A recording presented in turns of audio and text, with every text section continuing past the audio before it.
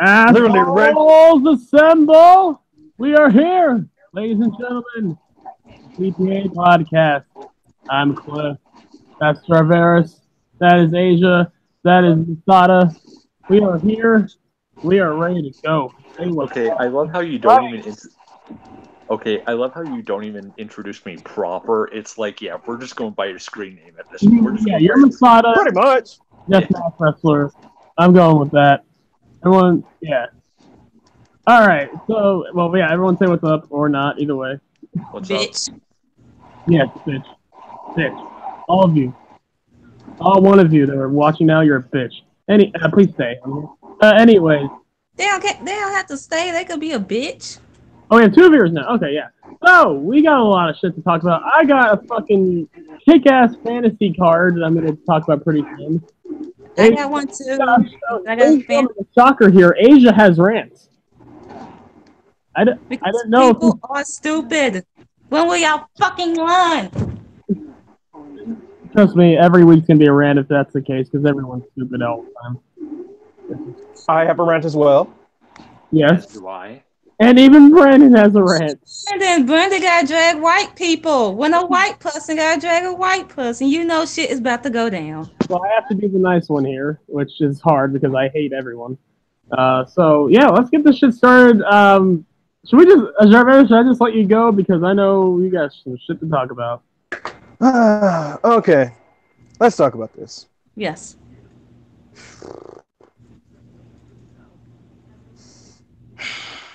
Oh boy.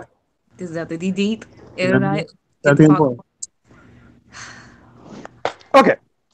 So a couple days ago, I was on Twitter, minding my own business, insulting Diva stands because they're stupid. As you do. Yep. As I do, be the magnificent rich pimp that I am. Yes, you are. At this point, I'm going to start calling myself Esquat. No, I'm not going to do that. That sounds too snooty. I'll call you that. I'll call you that on the podcast. I came across this article from GameSpot saying recent studies show that violent video games increase aggressive behaviors in children, and I immediately got upset. Again. How? How? Fucking go. It is so stupid to me that people will, whenever their kids fuck up, they immediately blame video games. Instead of the fact that maybe, just maybe, you were a shitty parent. Parents are always going like, oh, my son was never violent until he started playing this violent video game. It's like, how did your child get said violent video game? You have to buy said violent video game for him. Again, that's what the ESRB was created for, you dummies, because it got all butthurt when Mortal Kombat came out in the 90s. And so you created the ESRB so your stupid kids wouldn't buy the damn game. Here's what happened. I'm sorry to interrupt you. On a side note, if it happened to be that you let your kid somehow steal your credit card, then you're a fucking dumbass. Keep your fucking credit card fucking safe. Even then, they still wouldn't be able to use it because even when you put the card in, they have to ask for your PIN number, and there's no way the kid would know the PIN number unless you wrote it down for them. Oh, in some games you have to they'll be like you need a parent with you to approve of it. Exactly. Here's the thing. Parents always go on about how violent video games are messing up the children's minds. Here's the thing. The people at the stores that have these video games, if your child tries to buy it on their own, they will immediately ask to see a parent. Like when Grand Theft Auto San Andreas came out, when the hot coffee mall became a thing, they made it adult only. Here's the thing. I tried to buy Grand Theft Auto San Andreas. The person immediately asked for my parent. And they advised my parent that it was for adults only. And I didn't get the game. Did I get upset? Nah, not really. So this was before they took the hot coffee thing out, I assume. Yes. But yeah. You can't blame, you always say it's always the video games. Here's the newsflash, you dummies. Your kids would never be playing these violent video games if you never buy it for them in the first place. Yeah, Even, but I mean, even then, even if it is the video game, you don't got just video games out here. You got the TV shows, you got movies, you got songs, sex, all this shit. So if you gotta go across the fucking board, okay? You I But can't here's just the mean, thing. Here's the thing, Asia. They blame video games the most because video games are the easiest target. And but no, yes, no, and let's not get started on how some of these people have not just violence on TV, but violence in the house in general. but Let's yet not here's the get into thing, domestic violence. Jarvis. I don't know if video games are really the easiest thing because think about it. There are probably kids, like little kids, that have listened to Marilyn Manson's Antichrist Superstar on loop. we tend to video games to get away from how shitty our fucking lives is, or how our parents are getting divorced and shit, and school and life. Once you take that fucking away, we ain't gonna do shit. And then, I mean, it's not our fault that y'all are shitty parents or shitty people. So we gotta run to fucking imaginary story time on fucking PS4 in order to feel like we're good. And also, this is also Because kind of an aside this to. country failed us. Okay, it failed us in school system. It failed us now because we keep having fucking school shooting every fucking 2 weeks. And not doing anything about them because, hey, we got to get that sweet NRA money. Thoughts No, and prayers. Thoughts because and we prayers. got no. This is a cycle. School shooting. We don't talk about the gun issues, but we have to pray, and then another school shooting. That's the fucking cycle. Also, here's an aside to violent video games to kids who buy them. The rating does not mean quality. The having a mature rating does not necessarily guarantee quality. Spider-Man is T-rated, and yet it's probably the best game ever. One of the best games ever. Exactly. I think the recent God of War is mature, isn't it? Rated Yes, immature. Yeah, it's mature. And that's one of the best games in the of the year. I mean, GTA San Andreas is one of the best games of all time. I mean, again, like I said, the rating doesn't always equal quality. Again, there's an E-rated game. Have you ever heard of the Rayman series? You know Yes. that platformer. That Yeah. game is freaking amazing, and it's an E-rated game. Like, these parents need to like actually educate themselves on these games and maybe like, hey, how about you try this game? This is good. Well, It's also well, maybe if they don't have kids, because this at the end of the day, it's their fucking fault. oh yeah, It's yeah. your I mean, Yeah, fucking because fault. because at the end of the day, the child would not have said video game if the parents don't buy it for them. And here's the thing: most of the times, the parents buy it so their kid doesn't do a big ass bitch fit at the Exactly. store, and other people start talking about it. It's like, oh, she's a bad parent. Oh, she's a bad parent. Or you got these parents who be like, oh, I just want to be my child's friend. That's what schools are for, you dummy. Exactly. You want to be a damn friend to them instead of being a damn parent. I mean, yes, you have cool parents that are like that, but there has to be a balance with that. don't Exactly. don't let your child parent you. I mean, Exactly. Yeah. I mean, my dad's the cool dad. I was telling you, he's getting me a new phone. My dad's the cool dad, but he's still my dad at the end of the day. Like, he still has authority over me as a person. Exactly. Like Exactly. Like my dad's like that too, but my dad never stressed it out to me and said, if you ever disrespect me, I'm going to beat the crap out of you. Like, he instilled that fear to me at an early age. Like There's still times to this day that I'm still afraid of my freaking pops. Same. yeah, I'm afraid of my mom to this fucking day. Like I would never challenge her, but I don't let video games control my life. I play them here and there, but I'm bitter. But I was bitter even before video games. I wanted to go fight. I wanted to slap anyone. I do it still, but it's not. I'm not gonna say video games is the reason why I'm fucking violent. I'm violent because this fucking world failed me, and racism and bullshit and sexism and all y'all motherfuckers out there. If anything, Video games And have not ruined my fucking health. And along with all that bullshit, then they try to take away the one thing that you actually are excited about in your life, and that's fucking video games. Yeah, but then if they finally do that, what happens if the next time something bad happens? What are you gonna blame then? Hip hop. Take away that, what you gonna blame then? Marilyn Manson again. Take Weed. away that, what are you gonna blame then? Eventually, it's going to be an endless cycle until there's nothing left to blame but the actual. Eventually, you're going to put them in a fucking box doing nothing, and then they're still going to find a way to do something. That's the point. They want to blame everything that's fucking fun. And then when they take away, but here's the thing: whenever they take away everything fun, and their kids still do something stupid, there's nothing else to blame except for the fact that you were a garbage parent. That's the whole fucking point of this fucking country. They don't know how to fucking fix shit, but they throw the blame everywhere, else. Oh no! Then it's the teacher's fault. Then it's the school's fault. No, it's your fucking fault as a fucking American with your fucking dumb ass. It's your fucking fault because you don't know how to fix shit. Mm-hmm. Because y'all want to address the fucking issues that's going on with this fucking country.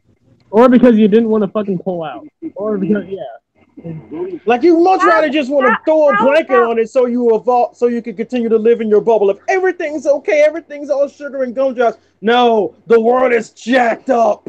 How about don't have children? Thank you. Of course they're not going to do that because people are stupid. Well, okay, then it's their fucking money they're going to have to spend to putting a child through college for 18 fucking years in child support and taking care of that's their fucking fault. Like, I swear you were on the pill, Lynn. I swear you were on the pill today. Oh, shit. Oh, let me look at the calendar again. Oh, okay. Y'all want to cry and complain about your children being violent because you don't want, but yeah, I don't feel sorry for you, for your dumb ass. I really don't. See, I'm not violent because of video games. I'm violent in spite of video games. Same way with me, Brandon. Yeah. I just want to throw a shoe at Do you somebody. know how many times how many fights I could have gotten in school if it wasn't for video games? Video games for me are my catharsis for letting out my violence. That shit keeps me occupied so I don't lose my mind. Exactly. Here's the thing about me. I'm a very angry, violent person. When my anger gets to a level, I become very violent. I was like that when I was in California. Thankfully, it didn't get me arrested. Imagine if they take away weed. Oh. Then everyone's screwed. I'm already want to throw the shoes at people and fight and just get over with and go to jail. I already want to do that. Which here's the thing: they'll take away weed and then they just jack up the price of prescription drugs. Well, then I'm fucked.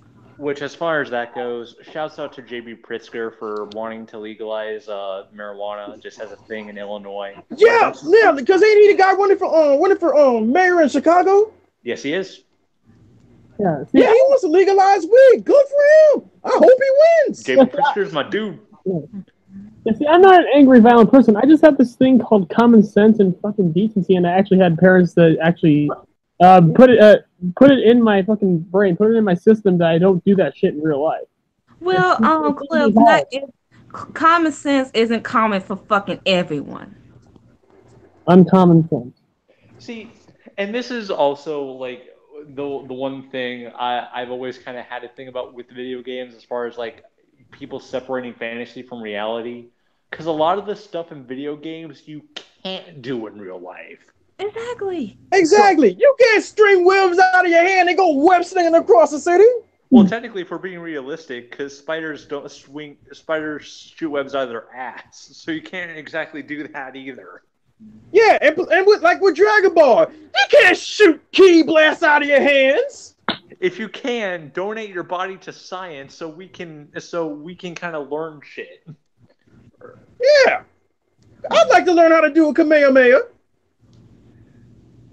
No, I mean, I'd like to learn how to go Super Saiyan. Now, to be fair, Grand Theft Auto is a different story. I could do some of that shit, but here's the thing: I don't have a fucking cheat code to stop me from being arrested. And also, if I get caught by the cops, I don't get to start over.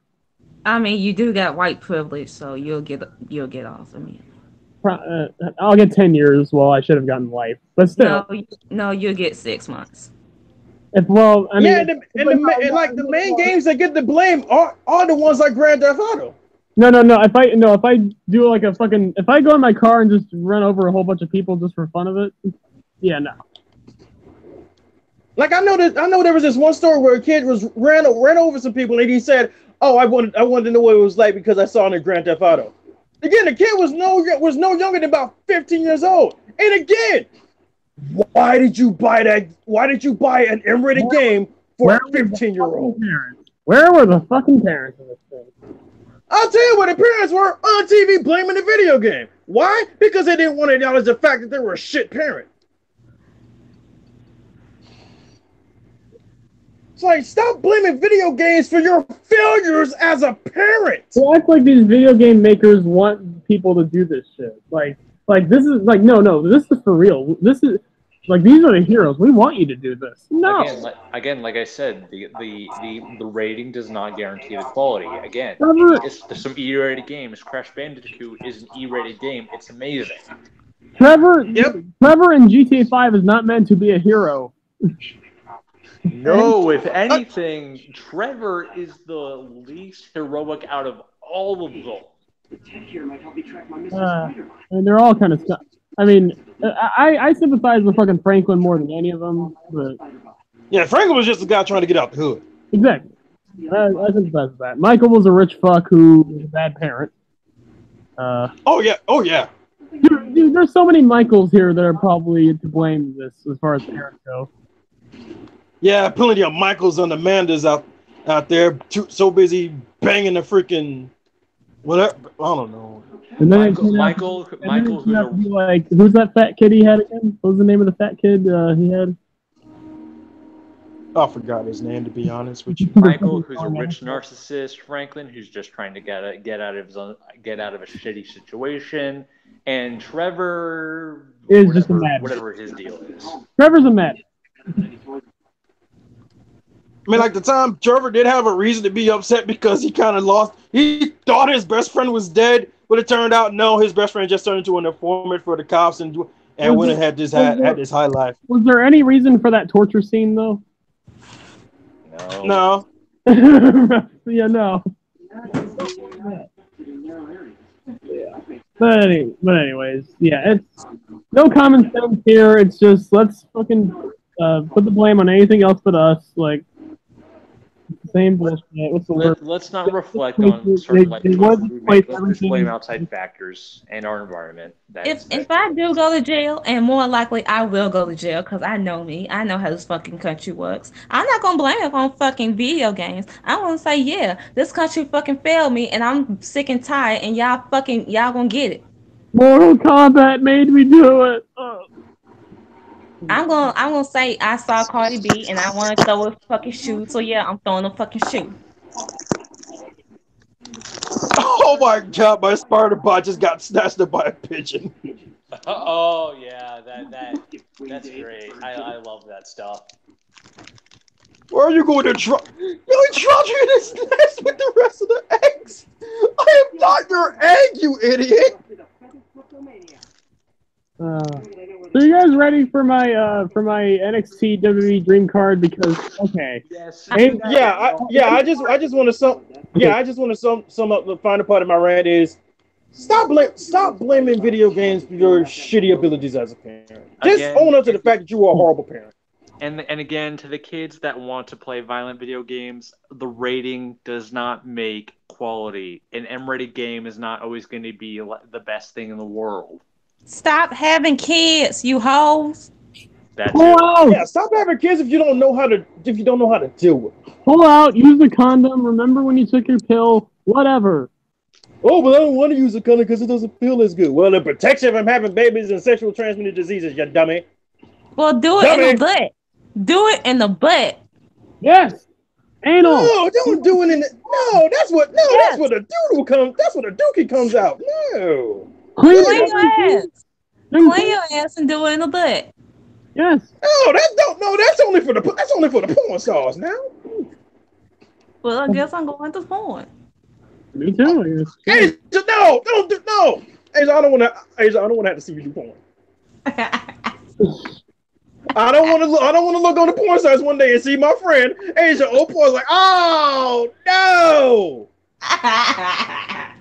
Asia gonna be. What is happening? Asia gonna be on the gangbang porn like, oh No! Don't worry, I'll just be on the pole.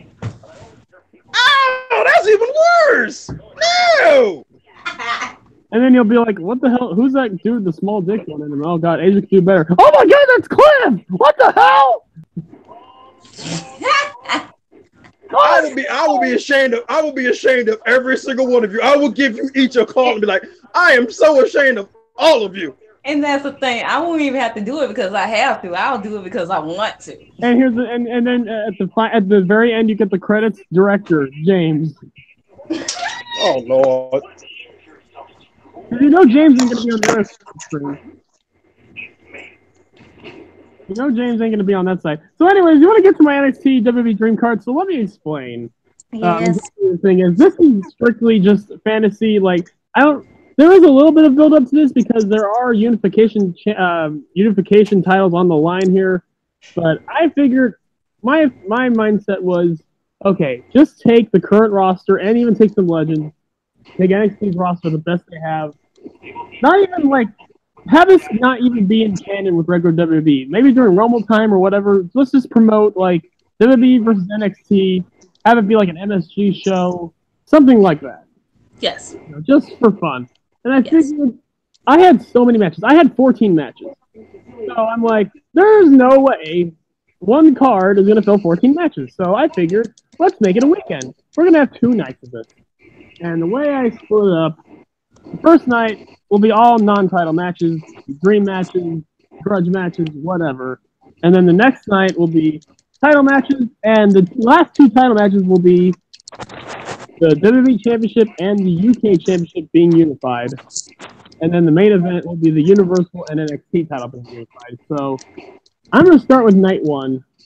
And I'm going to start with the way to get the crowd hot, a way to have a barn burner to start out the show. Daniel Bryan versus Matt Riddle will be my first match. I'll have Daniel Bryan win with the new plus. I'll go about 20 minutes. It'll be fucking great. And what a way to get Riddle awesome shit. Open with Daniel Bryan. Next match, okay. Or just one question. After the match, are they going to hang out and, be vegans and smoke some weed? Oh, I mean, well, I don't think Matt Riddle's a vegan though. Well, Daniel Bryan's really bad. I mean, Daniel is. Hey Cliff, to add a little something to that match between Riddle and Bryan, make it under Battle Royale rules. And if you don't know, those rules dictate that the match can only be won by knockout or submission. Yeah. In fact, I'm gonna write them in chat too, so everyone can keep track. So I'm gonna put it in here, and I'll say Bryan wins. So yeah, this will be all like non-title matches for the first night. I'll have this be in Madison Square Garden. The next one will be in the Barclays Center. So my second match, I was conflicted on a certain guy versus a WWE guy. And I was like, it's either going to be one or the other. So I was like, screw it. I'm going to make it a tag match. And I figured since I needed another guy, it worked out really well. I'm going to just say right now, Samoa Joe and Kevin Owens facing Keith Lee and Donovan Dijakovic. Which, yeah. But here's the thing. Also, we're going to keep track on who wins, like what brand wins each match. So WWE has 1, NXT has 0. We have Samoa Joe and KO versus Keith Lee and Donovan Dijakovic. I think Keith Lee and Donovan have teamed up before. I'm sure they have like ridiculous chemistry. So I'm going to put that in here as well. I'm going to have Joe and KO win, so it'll be... I can't have Samoa Joe job out. I'll have Joe choke out Dijakovic, and also it'll make people start worrying because WWE now has 2 and NXT has 0. So it's like, oh shit, what's going on here? Let me put it in his chat real quick. And then after all this, I want you guys to tell me which match you think would be the best match of the night. Okay. Okay. I'm gonna put Joe wins with the choke. Oh, okay. Joe wins by choke out because he can't use the muscle buster no more, unfortunately. Right. Okay, so now for Asia's favorite. We knew we had to have this match. Bianca Belair versus Sasha? Yeah, Bianca versus Sasha. Come on now. And holy crap, that was literally a shot in the dark. And this will be the first NXT win. I'm having Bianca go over. Wow, really? Yeah, dude. Like, what better way to make a name for yourself? I feel like the crowd will be more behind Bianca. You can almost see it like the student surpassing the teacher. Like, I don't know. Dude, I don't know. I don't know what Asia would do if that match finally happens. Die. Like, we don't know who she's like. She's just gonna be stuck. I So- mean, just imagine. Okay. And yes, well, before you go, Like two of her faves in one match against in a match against each other. Oh, Asia ain't gonna know what to do. and before you go on, before Please. okay, go. Just imagine Bianca, she about to hit the 450, and then and then Sasha, she hooks in the bank statement, and she just uses Bianca's hair. Just imagine that. No, I, and I Bianca, kinda don't want to see that because there's a slight chance that she could actually rip the hair off, no, and then like that's gonna hurt. after that, Bianca gets the ropes, and then Sasha goes for Meteora. Bianca gets out of the way, smacks her with her hair, hits the fucking burning hammer finisher she has. 1, 2, 3. Bianca becomes a star. Or even do a fucking roll up finish, and Sasha's like shocked, and it's like Bianca like gets the upset win, and it's like holy shit. And I would have promos leading up to this because the promos would be amazing. mean, it'll And be watch afterwards, WWE refuses to do a thing with it because she's not blonde. I mean, you got the EST, fastest, strongest, toughest, wealthiest, baddest versus one of the greatest female wrestlers today. And Bianca, she has said it on like a couple of interviews that she has studied Sasha's tapes in NXT, and she tries to go to that high style. And NXT coaches have told her to tone it down and like just don't like, girl, just chill, just chill. We don't need you. We don't need you getting hurt. Also, Exactly. About winning your matches, can you possibly have the Undertaker because officially retire in one of his matches, like officially because he's been doing the Terry Funk thing for a while? Wait, you said something about Undertaker? Yeah, can you? Oh, well, we'll get to Undertaker. He's in the main event. Okay, well, can you have him like officially retire in his match because he's been doing the Terry Funk thing for a while? He'll be like, I'm gonna retire until next month. Rest. Seriously, he's doing. The I mean, Terry it's Funk not thing. Taker's idea though. It's always Vince because Vince doesn't know how to create new stars. Well, I mean, it's been Vince's idea to bring Shawn back this whole time. Like he's been hounding Shawn for years. Seriously, you can't, I swear they wanted Shawn versus AJ. seriously, you can't say that Taker isn't doing the Terry Funk thing. He is doing the Terry Funk thing. Oh no, he is doing the Terry Funk thing. He's going the Terry Funk route. And there's nothing wrong with that. I love Terry Funk. So Yeah. do I, but I mean, dude, you're 50, like what, 53, 54? I mean, until he gets to 81 and still wrestles, then I'm not going to go Terry Funk just yet. But, you know. Continue with your card. Okay, so I already put it in chat. We're going to have the Kings of Wrestling face off. Cesaro versus Cassius Ohno. Oh, See, I don't necessarily like that because I more or less want them to team together. Here's the thing. Cassius Ohno wins. They shake hands and they hug it out. Sheamus is pissed off about this and shoves Cassius Ohno down and is basically jealous and is like, dude, what are you doing? as Sheamus Oh, should be. so that leads up to the Kings of Wrestling teaming together. And they beat the shit out of Sheamus. And then they both go on the corners and they do the fucking high five from the top ropes and the fucking we're now a team. Yes. So there you go. That's better. Yeah. I'll take it. I'll take it. It's like Hogan versus Rock when the Rock beat him, and then NWO came out and we're like, "What are you doing, man? Stop shaking his hand. He's the enemy." And then they both beat the shit out of him. Something like that. And by the way, that looked forced as fuck too. Not to mention, a match between Ono and Cesaro is fucking magic. Okay, here we go. We're gonna have the first legend of the night. I figured since he's such a huge fan of NXT and since the other guy in this match is such a staple of NXT, I'm gonna have Johnny Gargano versus Shawn Michaels. Oh boy. Oh dear. Bald Shawn Michaels, first of all. I'm still good. Oh no! Oh, it's Bob, my childhood! Get over it, man. Like, how? Why? My childhood! It's one thing. Here's the thing. All the old wrestlers, like, shaved their heads. Even Undertaker had the mohawk, but not bald. I swear, when I saw that on Raw, I was like, wait, he's bald? Oh, and by the way, for keeping track, so Dana Bryan won and Samoa Joe and KO won. That's 2 for WWE.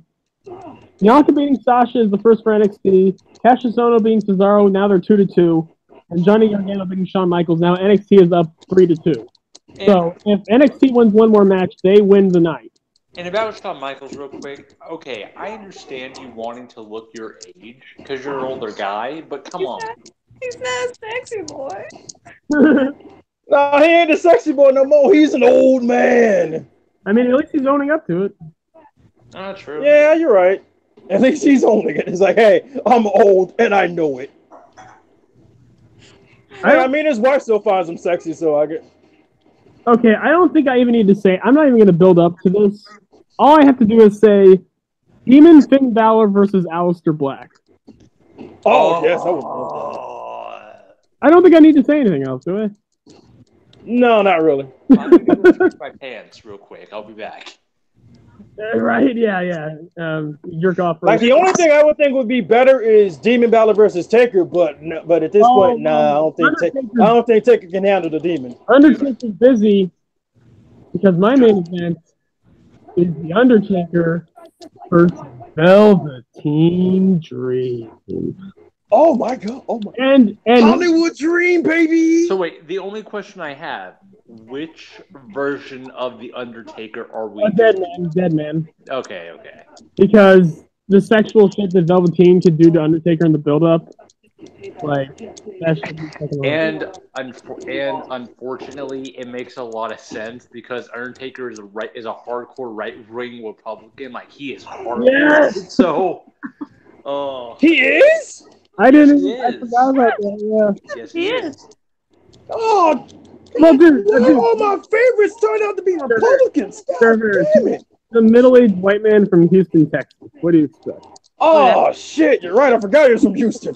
And what was his gimmick back in like late attitude era? American badass. I listen to Exactly. Kid Rock. Oh Exactly. damn it! He was about. I never put that into context. Crap. He was about as redneck as you could get around that time. Yeah, he Austin, like he's more of a redneck than Stone Cold at this point. Like, no. I mean, Austin's actually kind of like Austin's. I think is a Democrat. I know he's not. Like, I know he has very kind of like progressive viewpoints. So like Austin, yeah, he's not religious. I'm pretty sure politically, I'm pretty sure he's more Democratic. he's cool. Like he had a statement where he's cool with gay people and all that good stuff. So yeah, Jarvis, if you had to root for anyone, root for Austin. Oh, and here's one more thing. First of all, Aleister Black will get a live performance by Kane Hill.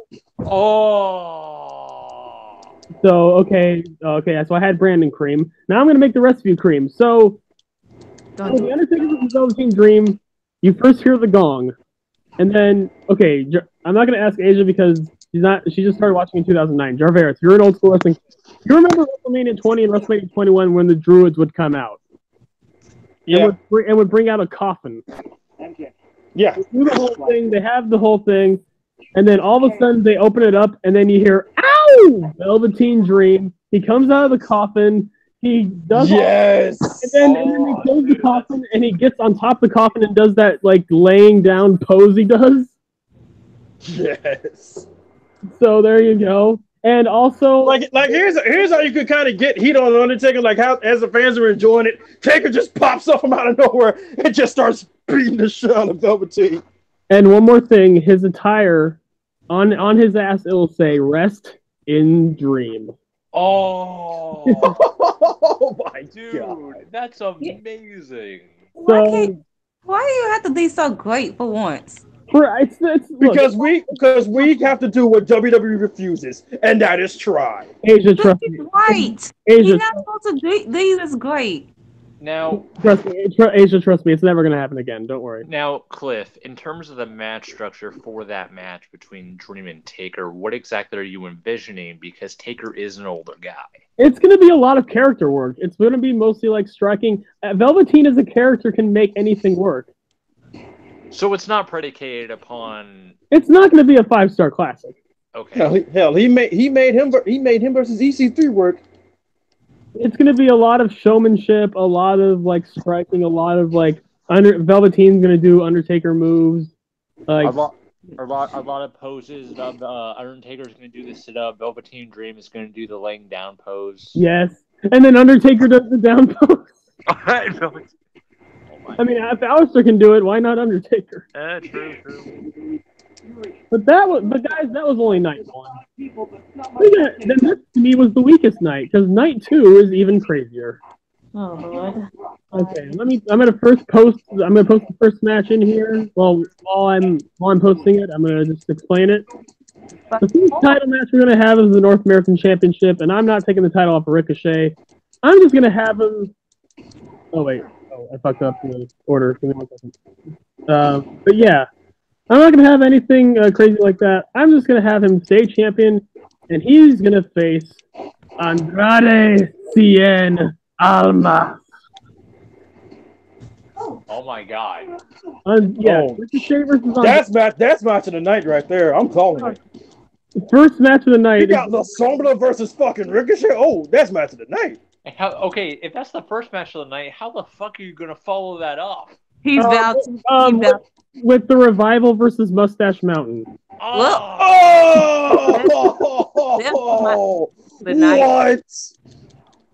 Oh man, I changed my mind. Ricochet beats Andrade, so NXT. By the way, since Undertaker defeats Velveteen, WWE wins the night 4-3. So they win the first. Oh, I know. Boo. I know that. See, but Cliff, Undertaker's an old school guy. An old school mentality is you go out on your back. So you're right. If this is Taker's last match, he will be willing to do the job. He would Taker's last match. No, but that's how Taker is. Taker is old school like that. Yeah, Taker's gonna go on his back. He always says, as an old school guy, you always go out on your back. But who knows? He might. Let's not forget with Roman, because it was heavily speculated that his match with Roman was going to be his last match, and he put over Roman. He might have a WrestleMania match shortly after this. So he's like, you know what? I'm gonna wrestle WrestleMania, so let me beat Velveteen Dream real quick. Exactly. Who's to say this is going to be like the only match between the two? Okay, so you're basically saying that Taker is still going to do the Terry Funk. Yes. Oh yeah. No, this is not his last match. Hell no. Dude, at this point, Taker's going to go till he's like 90. I mean, I kind of won't mind it, honestly. He's going to go until you see his bones and shit. Right. Ooh, yeah, and then that's when his wife's gonna be like, nah, you need to call it quits. Oh, and also, I'm gonna be talking about special entrances for this. Not only is Andrade gonna get a shitload of fireworks, both he and Zelina are gonna wear La Sombra masks. Oh yes. Here's the thing. Would he be cool with that? Oh, would he? Because at first he wasn't even cool. He wasn't really entirely cool with Zelina doing the tranquilo pose with him. I mean, here's the thing. Zelina convinced him of it. Maybe Zelina could be like, hey, I made this work. I'm sure I can make this work too. That's the thing. The mask and the pose are entirely different things. And I can also just say, hey, Andrade, she's doing it. And if not, you're not going to be on the show. See, I don't think Andrade would give a fuck because... See, I don't know. Oh, yeah, because he's not winning the title. Oh, yeah. Cliff, the whole thing with the mask, it's not just, it's just a mask. No. In Lucha Libre culture, it's way more than that. I know it is. Yeah, that's like life or death. But Andrade would wear it in his entrance, and then he would take it off like nothing. But that's after he officially unmasked when he was in CMLL. So he's officially unmasked. So in that case, I don't know.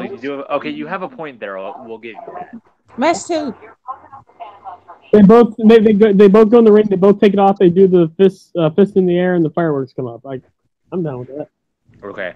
All right. It doesn't to my world. Fuck all y'all. Third match. Oh, fuck you too then. I was just trying to give you. I was just trying to explain to you. Let's get to match 2, you basic bitches. Come on now. Match Hey, 2. I am not basic now. I am pimping. Well, you Pimping me. advertise one right now, so let's get to match 2. Well, Come on. we already talked about match 2, Mustache Mountain versus Revival. So, first of all, Ricochet beats Andrade, and Mustache Mountain will beat the Revival for the Raw tag titles. Mm-hmm. Okay, yeah, I can agree with that. So, Wait, how are they gonna win? Are they gonna use that little knee assisted burning hammer, or are they gonna do that other finisher that they did? No, the knee assisted burning hammer is fucking great. Oh, cool, Okay, cool. The fact that Here's how I think you could probably play that. Like the other finisher they did, have the Revival kick out of it. Don't have it being broken up or anything like that. Have it be kicked out of, and then have them just go like, okay, we need to bring out the big guns. Yeah. And I already posted in chat. So match 3, and since we have to have WWE win a few matches, I'm gonna have it here. Asuka defeats Kairi Sane for the NXT Women's title. Oh, No, I don't like hurt that my one. soul. I don't like. I'm not even gonna lie. I don't like that one. Okay. Dude, Hurts. In my dream scenario, then after that, maybe Ember Moon can go back down to NXT and beat Asuka for the title the way it's supposed to be. Jeez. But see, that's just the thing, though. You're basically giving Asuka a second reign, and are you gonna build that division around Asuka like they did with NXT? Then Io can beat Asuka. Not to mention, Cliff, like, you're having Asuka beat the purest form of good. Do you just hate puppies and fun? Yes, I want Asuka to be a heel anyway, so yeah. Actually, I have something that can counteract that. What? Asuka versus the match that we should have gotten at NXT before Asuka got called up. Asuka versus Shayna, and Shayna goes over. Oh yeah, we should have got Asuka versus Shane before Asuka got called up. Right. Yep. Yo, Imagine- WWE bungled that up. Imagine if the streak was alive, like it was still alive, and Asuka stayed in And NXT. Shayna chokes out Asuka. Oh Yes. my god, heat. Yes, that's the only time they're gonna be able to talk Cliff doing this fancy booking. Yeah, this might be the weakest part of the show, and honestly, I want Asuka to win dirty, and I want Asuka to be heel. I mean, Like you want Asuka to be here so Io can usurp her basically. hell, exactly. Or Bianca, fuck it. Okay. Now sure, here's like I know I didn't do this, but here's how I can kind of counteract that. Have Io versus Kyrie, but have a double turn happen. Yes. Wait, double turn. Well, I mean, Kyrie's already a face, so it's like. No. Have Kyrie turn into Oh shit! Have Kyrie be have Kyrie break out every move she can, but Io just keeps kicking out and kicking out and kicking out. And as they're looking at each other, Io just says in Japanese, "You can't beat me, you never will," and just have Kyrie snap. Like have the ref go down, Kyrie takes the belt, cracks Io over the head with it, lay the belt over Io's face, and do the insane elbow, and then have Kyrie win. Oh, and then also, I'm gonna get back to that, but since I'm also doing special entrances, Kyrie Sane will be another one that has a special entrance. Can I just add one more thing to the match I was proposing? Yes. Would it be too far-fetched to say after that match, have Mayu come out of the crowd and help Io? That would be great. So, Cliff. Well, if that's the case, well, actually, what were we gonna say, Brandon? Let me guess for the Kyrie special entrance. She's gonna ride on a pirate ship. Close. Do you remember? No, not Mayu. Momo. Have Momo do it. Let me say it. Do you remember Paul Burchell's entrance in SmackDown vs. Raw 2007? Yeah, when he's still on top of the fence and then rolled down on a freaking The rope or whatever? Yeah. Yeah. So I want Kyrie to descend from that. I'm going to have a treasure chest be there, and who's going to hold it? Mayu Iwatani is going to hold the treasure chest. And Mayu is going to open it up for her once she comes down, and it's going to be the NXT title, and Kyrie's going to have the biggest smile on her face. Oh, that's brilliant. It really is. Okay, so... Here's the thing. Like, instead of having... Like, maybe have Mayu kind of side with Kyrie and have them both beat up on Io and then have Momo come out to help Io. Because that was like her baby down there in Stardom. Right. Like she literally inherited Queen's Quest after Io left. Like Momo's Io's yeah. Yeah, that's her protege. Yeah. Momo is Io's child. Let's be fucking real. Pretty much. You're not even wrong. She grew. Like her graduation present was the white belt. Let's be real here. Okay. So yeah, I have Asuka winning because we gotta get WWE on the board because I want it to be like 3-3 by the time we get to the main event. So yeah. Okay. Now we gotta get to the IC title match, and there's no other match to do. Seth Rollins versus Adam Cole, baby. And I'm gonna have Seth Rollins go over. Seth Rollins will get a live entrance, live band playing it. Fuck it, we'll have Kane Hill do double duty. See, Adam Cole is gonna have massive fireworks, and he's gonna have the Shinsuke Nakamura Wrestle Kingdom 8 entrance. You know what I mean, Traverse? No, Adam Cole is gonna have the Shinsuke's Wrestle Kingdom 8 entrance. You mean the one with the strippers? Yep, we're gonna have strippers for Undisputed. Well, that makes sense. Oh, you're saying the WWE show, so yeah. That makes sense because that is one of his nicknames is Panama City Playboy. That makes sense. sense. Panama City Playboy. But now he has a girlfriend now he has a girlfriend though, so he's dating Britt Baker. Have her be one of the strippers. Yes, there you go. Oh, yep, thank you. That would make sense, yes. Yeah. She'll be like the one in the have her dress up as a dentist because she is a dentist now. No, wait, sexy dentist. Sexy dentist. Yes! Isaac Yankem on this bitch. Yeah, this is gonna be great. So yeah, we'll have Britt Baker. Doesn't one of the other members of Undisputed ever have like a hot ass wife? Kyle, I think no, Roderick. Roderick has Marina. Roddy. So Roddy's wife can. Now if they refuse to strip, then I'll just get strippers, and then they'll just be like, well, fuck it, yeah, be okay with it. It's gonna happen. Adam Cole deserves strippers and fireworks and everything because he's Adam Cole. Roddy is married to the hottest member of the damn Four Horsewomen. Yep. We already got it set up, and then you're gonna have Kyle O'Reilly air guitaring and just everything's gonna be beautiful. But this time with an actual guitar. Yes. Oh, dude, yes. Dude, Kyle O'Reilly's gonna have a guitar solo before the entrance. It's gonna be the worst guitar solo of all time. But it'll be a guitar solo. It's gonna be levels to Lil Wayne. Dude. I just thought of something. That was bad. Cliff, I just thought of something. Kyle O'Reilly, because they're still heels and Kyle's just that bit much of a dick. James Barrett, the guitarist for Kane Hill, he steals his guitar. Yeah. Oh yes, yes. No, dude. Kane Hill performs for Adam Cole, and all of a sudden, just like in NXT, Roddy comes from out of nowhere, bam, high knee to the face. Oh, get that pure heel heat, brother. Wait, which member of Kane Hill? There's four of him. Is he gonna do it to Wit? We'll do it to the fucking singer, just to make it funnier. You're doing it to Wit. Yeah, would be cool with it. So they'd be like, no, because Adam Cole's theme song doesn't have words. Other than it doesn't. Bay and boom. So yeah, can't really much to do with that. But still. Kyle O'Reilly, if he has a guitar solo, he has to steal one of the Kane Hill's guitars. He has to steal his guitar. Yes, totally. I'm down with that. So Adam Cole will probably have entrance of the night. Okay. SmackDown Women's Title match: Becky Lynch versus Io Shirai.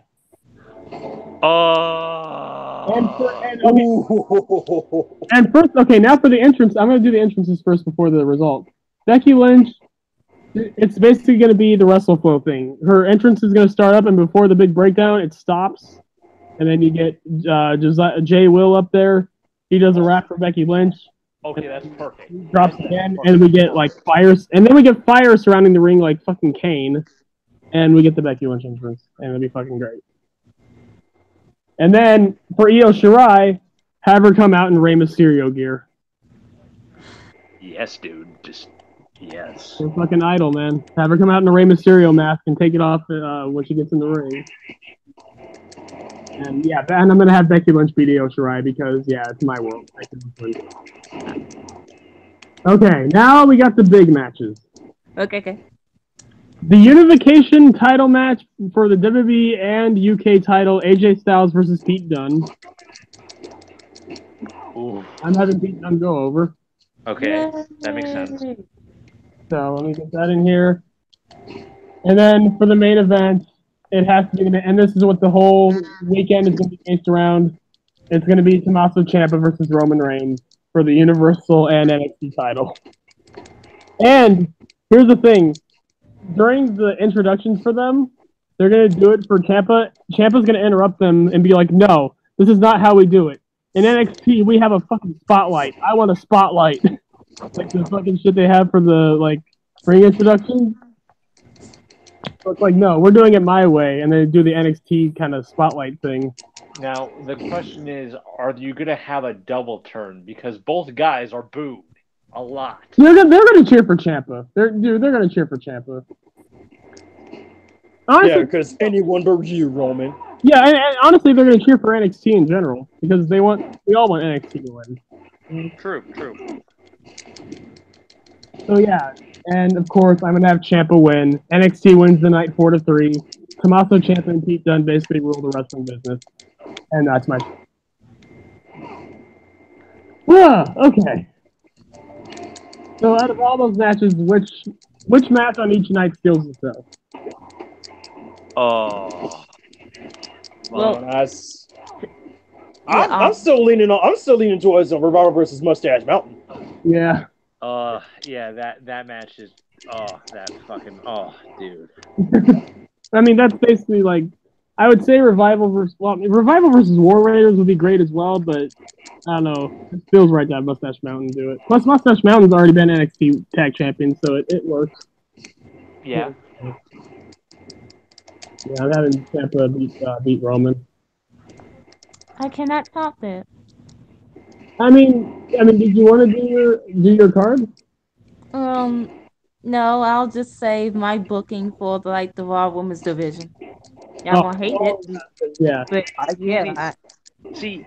I can't even. How the fuck do you top that? I can't top that. here's the I'm thing. not going to top that. He came up with it in like 2 hours because I sent him a tweet about it was like someone doing a fancy card for WWE versus NXT, and he just came up with it in like 2 hours while I was having the test.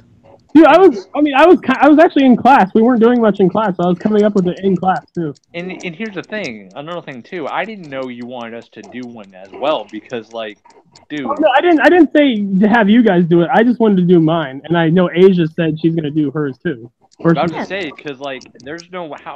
Jarvis and I. Jarvis maybe. Me? Hell no. No, look, I mean, no, I just wanted to do it myself. I just wanted to say my thing because I didn't really have a rant. I usually don't have rants. Usually nothing really pisses me off much because I don't care. Okay, yeah, I was about to say, I mean, I have a pretty eclectic taste in wrestling, but dude, there's no way I could follow what you did. I'm just gonna say one match, and while I would say Bianca versus Sasha, I'm just gonna say Bianca versus Bayley. Oh, dude, Bianca bullying Bayley in the build-up would be beautiful. That makes so much sense. It works on so many levels. Yeah, you're right. It does. Honestly, no. Bianca can use Bayley in the feud with Sasha. Maybe she can go like how Sasha became soft. Exactly. Or like how you used to be the boss. Now you're hugging like 4-year-olds, and like. And Bayley is the ultimate indie talent darling, and you know how. You can even talk about how I used to idolize you, Sasha. I used to love that you were the boss and that you handled your own shit, and now look what you've become. Or something like that. And now everyone's praising me more than over you. I mean, talent. I mean, instead of booking a card, I'm just gonna book one match, and to me, this match makes sense. I'm gonna book Shinsuke Nakamura versus Aleister Black. Obviously, that's the match. Wait, there's a few people I wanted to put on the show that I couldn't. Honestly, I think you guys are sleeping on Samoa Joe and Kevin Owens versus Keith Lee and Dijak. That should be fucking great. Like, dude, Keith Lee and Samoa Joe in one ring. Yeah, that's all you need to know. Yeah, but Revival versus Mustache Mountain. Well, yeah, because here's the thing. That's night 2. For night 1, what would you say would be the match of the night? Because that's if that's on night 2, then night 1 would definitely be would be that tag. Would that be the other tag, man? Because you also have Daniel Bryan versus Matt Riddle. Yep. Bianca versus Sasha, Cassius versus Cesaro, Johnny Gargano versus Shawn Michaels, I Finn mean, Balor and Aleister Black, and then Undertaker versus Velveteen Dream. here's the thing, Cliff. You with that match card, you don't really have a cooldown match at all. Like there's no real cooldown matches. Wait, what? You don't have a said- cooldown match. Cooldown. You're gonna blow the crowd up halfway before the That's show why, doesn't. that's why we're gonna have 7 matches. I didn't want to make it like a Why- huge. Yeah, that's the thing. That's why he did like in night night 1, night 2. Oh, true. Oh, okay. You can't have 14 matches straight of like classics. About to say, trying to overbook a PWG show, man. Calm down. Shit, yeah, you're right. I mean, they're hot for the main event, so I mean, hey. Ah, true. But yeah, I'm done. That's. Well, I would say Ricochet versus Andrade would be great. Mustache Mountain versus Revival.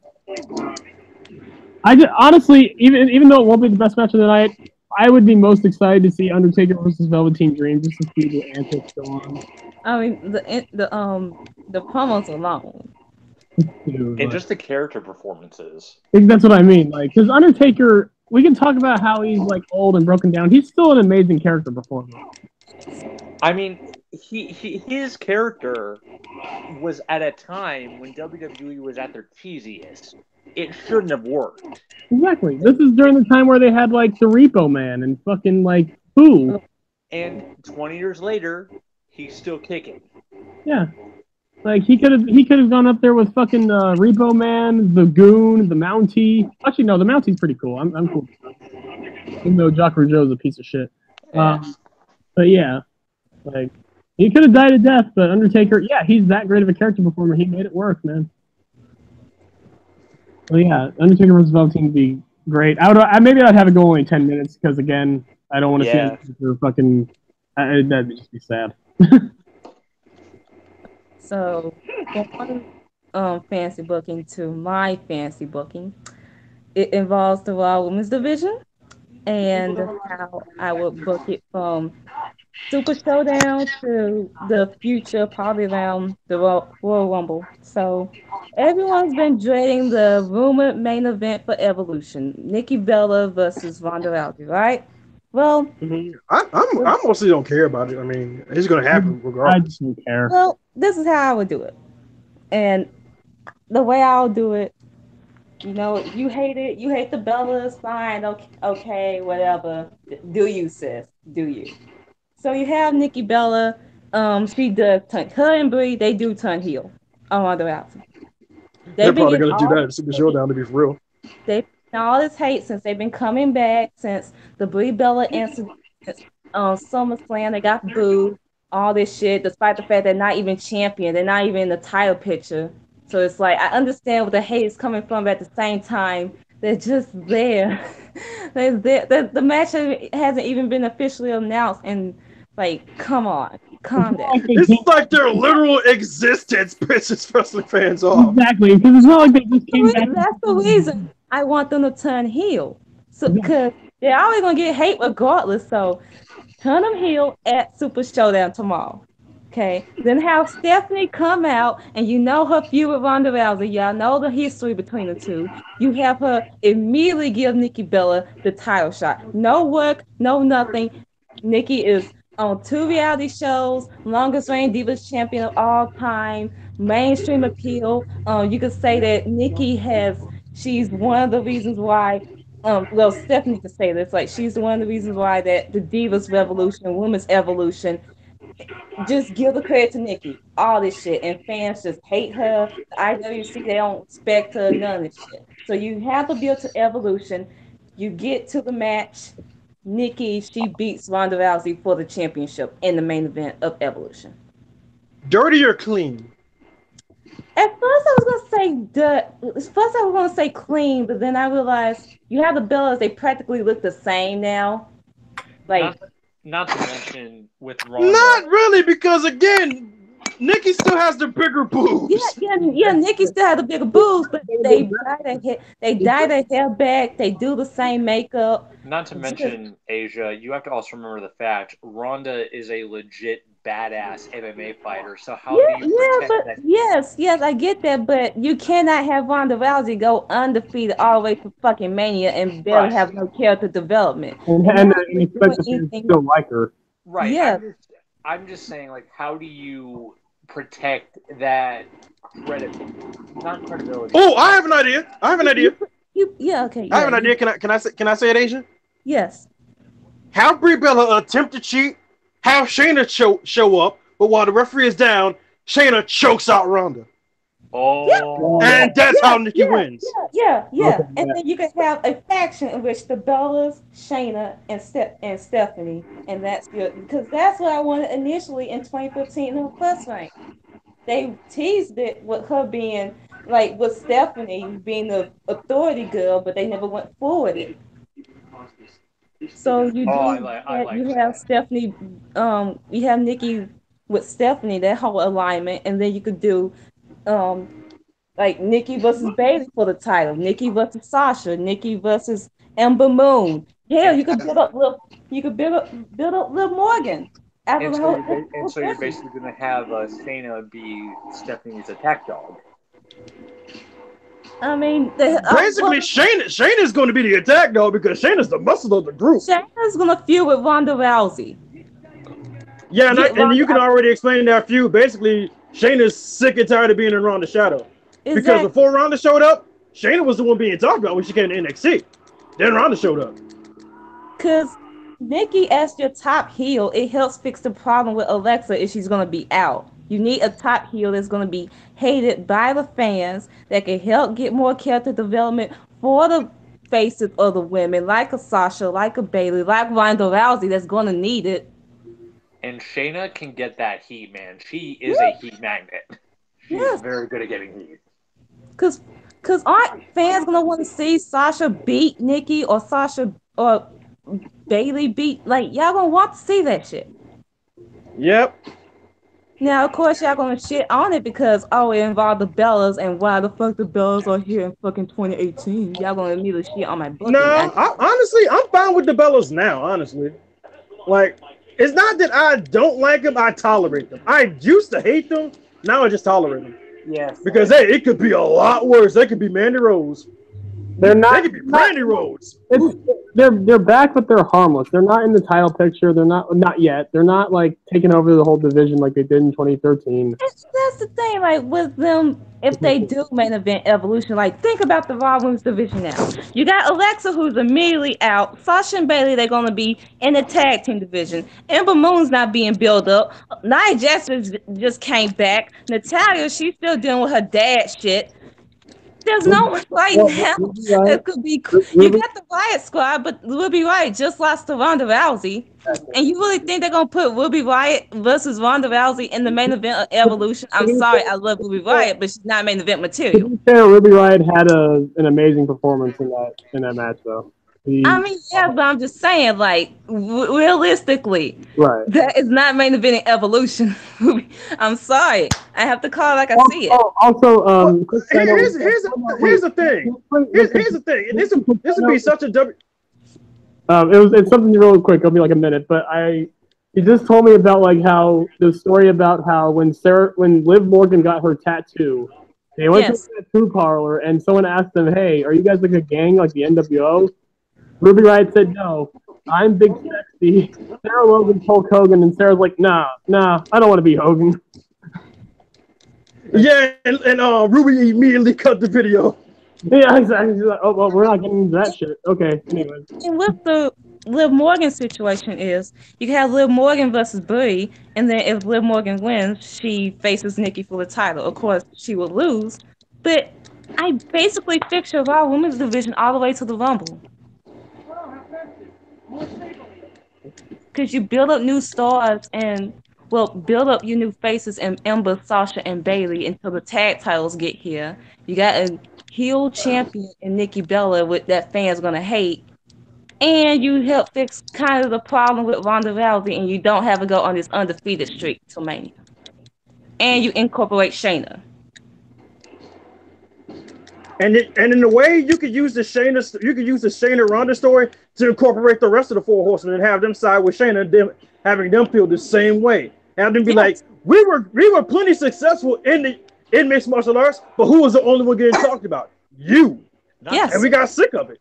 Not to mention, if you've been following either Shayna or Jessamine or Marina on their Twitters, at NXT live events, they've been those three have been healing it up.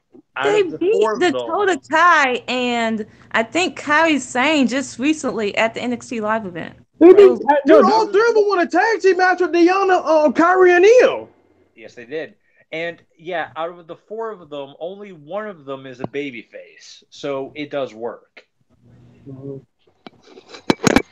But yeah, that's my booking. Y'all can shit on it now. No, I'm not going to shit on it because it's actually good booking. That's pretty good. But watch WWE do the most WWE thing, and instead swerve us by not having Ronda versus Nikki, but not Ronda versus Nia somehow. They might not even turn the fucking Bellas heel. Because Vince. That's what's rumored to happen. That's what I've been hearing this morning. That's what's rumored to happen. Oh, okay. Yeah. But watch WWE bungle this up and keep the Bella's face and have a face versus face. You might be right with Nia, because then she just win a fucking award for just being fat. Yup. Yup. For being fat. That's like me winning an award just for being black. Bitch, where? Yeah. I wish I could win an award for just being black. But yeah, Javers, the reason that WWE won't do this is because Vince is old and he's a big fan of nostalgia and revisiting the well of tropes over and over and over again. Yep.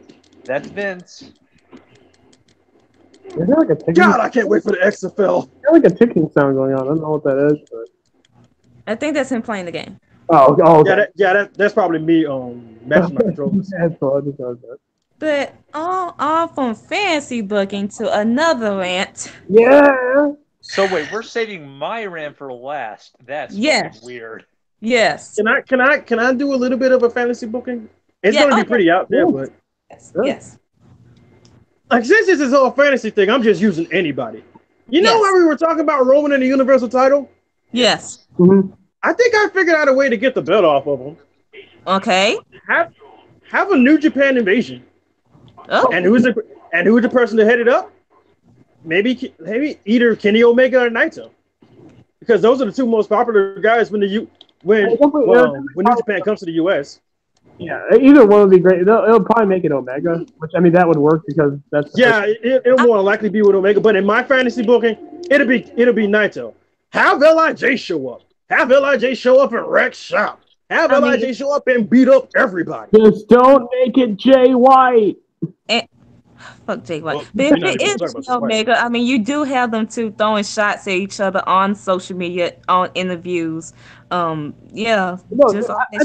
That should be fair. But here my top. Like, out of my three choices, Kenny is like my third choice. My second choice would be Tama Tonga. I know Tama Tonga got the smoke with Roman because they have this fucking Twitter beef in the. Speaking of Kenny or Tama going after Roman on social media, I'm surprised no one's ever taken this stab at Roman. I'm surprised they've never tweeted at Roman. At least people stay for my matches. #, beat the traffic. I'm surprised no one said that to him. I'm surprised no one has brought the vest. I'm surprised no one's brought up the freaking suspension he had. But that line I just said. People stay for my matches. # beat the traffic. I'm surprised. Exactly. Or bring up suffering succotash. I'm still trying to forget that garbage. So much thing. Roman never let Vince write your promos ever again. His promos have been so much better since then. Yeah. I went back to watch his shoot promo on John Cena before their match in No Mercy. That shit was actually really good. Well, it was. Yeah, we just rode with Cena because Roman got choked up for a second. It was good until John decided, hey, I'm gonna bury this guy. No, not that. No, not that. No, not that one. The one right before, the 6 The Go Home show, right? It was where. The Go Home show. Oh yeah, I like that one. Oh yeah, that one was good. Yeah, the one where it was just Roman. Okay, Yeah, because the I other was talking about the one with him and Cena in the ring, and Roman just had a momentary pause, and Cena just ascended like a shark with Yeah, blood in no, the water. yeah, no, Cena won that one, but yeah. But yeah, no, It's the called one, That a was a promo, kid. fatality. the one he comes to the go home show where he brought up, like, they brought up the clip where he talked about, like, I'm never leaving, like, I'm not like The Rock, and then he's like, the final line where it's like, I'll see you there, movie star, bringing up the fucking 2012 thing. That was great. That was great. But yeah, no, Well, that was- I think the one with Cena kind of unfortunately overshadows that one because Cena's like just whole thing with him was fucking brutal. yeah, after, Yeah, yeah. I mean, when he saw blood in the water, he descended. Yeah, Again, honestly, Roman at that point could do nothing. Like that one promo basically ruined. Like that basically. Again, Wasn't there like a specific line? He was like, "The reason why I'm still here is because you still can't do your damn job." right. Yeah, like Cena's line was this, and I quote, "I'm still here because you can't get the job done." I was like, ooh, And he, ooh. you know the The and you know the He final was talking to Roman and Vince. I love the part where the final line. Yeah. You should be ashamed that I'm a part-timer Part-timer. because I can do this part-time better than You can do it full ever time. full-time. Drop the mic like, oh damn, son. God. Oh, and I love the fan that chimed in with Cena where it was like Cena mentioned, like I brought the United States Championship to new heights, and I introduced new stars like Kevin Owens, AJ Styles, just to name a few. And then he brings up Roman Reigns. You use the title as a demotion, and one random fan goes, "A demotion!" Oh, I love that one. That line's so funny. Thank you for adding. Like he basically took the U.S. title as a punishment. A demotion. Oh, Let's be real, that was a punishment because that was right after he came back from the suspension. that I just want to know who that one fan was because he made that so much better. he was getting into that promo. Dude, Cena eviscerated Roman just because Roman slipped up and forgot what he was going to say for about 2 seconds. Oh, by the way, one more thing. Speaking of fans and people we hate, can we bring up Charlotte last Tuesday? No. Before we get to that, let me get to Charlotte, man. I want to get. But hang on. Yeah, but like I was going to say, basically, in my whole fantasy booking, Naito takes the bet off Roman. Yeah. Mhm. But then like have him do like an open challenge. And honestly, this is fantasy, so the first person to challenge him, I kind of wanted to be Shibata because I miss Shibata, and have Shibata win the Universal title. What about Hanma? Oh no, I want Honda to go after the Intercontinental title. Oh, okay. Oh, Or since the man has never been given his due, how about Suzuki? Oh. No, that would be Shibata's first opponent. That would be Shibata's first opponent. No, I would no. If we're doing a New Japan division, I want John Cena versus Suzuki. Oh, Yeah. Oh God, you're right. Damn, I gotta remix this whole thing What up would then. Cena even do at that point? Can I get? Cena's gonna be done with life. No, he does the lightning fist. The Suzuki doesn't even fall, and he just laughs like ha ha ha ha ha. or he Dude, I just don't even think Suzuki would laugh. He just look at him. He's like, "Did you just try to hit me with a Tekken move?" Let me show you how it was really done. Second. Can I get to my Charlotte rant? Oh yeah. I'm sorry, Asia. Go right ahead. Go right ahead. I can talk about my fantasy booking later. Our usual Charlotte rant. Here we go. Okay, so last week we had Becky Lynch on the Lillian Garcia podcast. If you have not heard it by now, what have you been doing with your life? Go listen to it. It's one of the best interviews I heard recently. Then this week, Lillian Garcia, she interviewed Charlotte. And I was going to listen to it a little. It came out around Monday time. I was in chemistry class. I see one Becky fan talking about how she's like Charlotte and something about an underdog. I was like, let me go listen to this shit. So I'm listening to it in chemistry class. It took me 30 minutes before I turned it off. And what You were done after 30 minutes. How did you survive 30 minutes? What I gathered in those 30 minutes was that Charlotte said that she's the underdog because she's trying to get out of her dad's shadow. So you're telling me an 8-time women's champion who bitched out Sasha Banks on pay-per-view, who beat Oscar Streak at WrestleMania, and Oscar has basically been a ghost since then. Who what she won her first WrestleMania. She was the first Raw Women's Champion. Beat Nikki Bella, 301 day reign. All these accomplishments, and she's the daughter of Ric Flair, 16-time world champion, and she sees herself as the underdog. A white blonde female woman who immediately comes back from tit surgery, gets the title shot by beating the champion, by having one match and beat the champion, and she gets the title shot and she wins, and she's an 8-time women's champion. Is somehow the underdog? Not to See, mention that's what and the way she fucking explained it. Okay, she's trying to get out of her dad's shadow, but meanwhile, she used his music, his ropes, his move, the figure eight, the chops, the rules, all his shit. So how the fuck are you trying to get out his shadow, but you using all his shit to get over? And meanwhile, you're not even getting over. You are not getting over. They're not chanting your fucking name. I literally haven't seen one. Still putting yourself in it. Still benefiting off of him. Asia. I literally haven't seen one person wear that new shirt. Are you fucking kidding? You cannot have your cake and eat it. I mean, you can since you are Ric Flair's daughter. He doesn't have cake.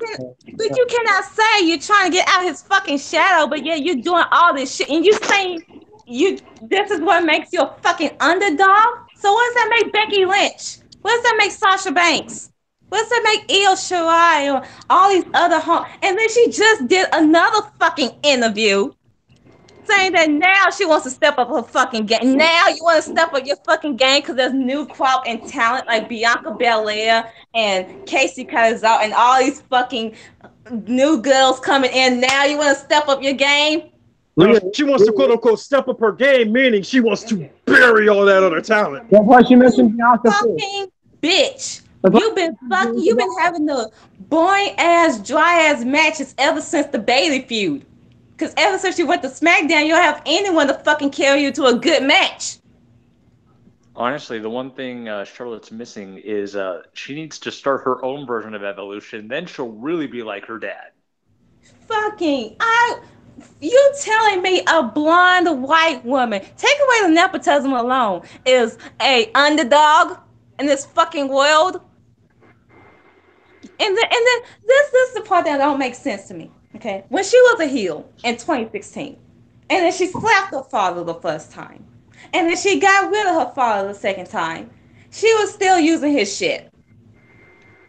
And was using his last name, even though in NXT she wasn't. And then people are like, "This is Kate." No, I fully believe this is Ashley Flair saying this shit. Because in NXT, she was just Charlotte. She was just Charlotte. I fully believe this is Ashley Flair that's saying this shit. And then don't even get me started with the fact that allegedly she was the one that came up with the idea to use her dead brother to get herself over as a face doing that whole Page contract signing. And let's not forget, she didn't even tell her mother and father that was going to happen. So not only are you a shitty wrestler, you're also a shitty daughter. Fuck her right now.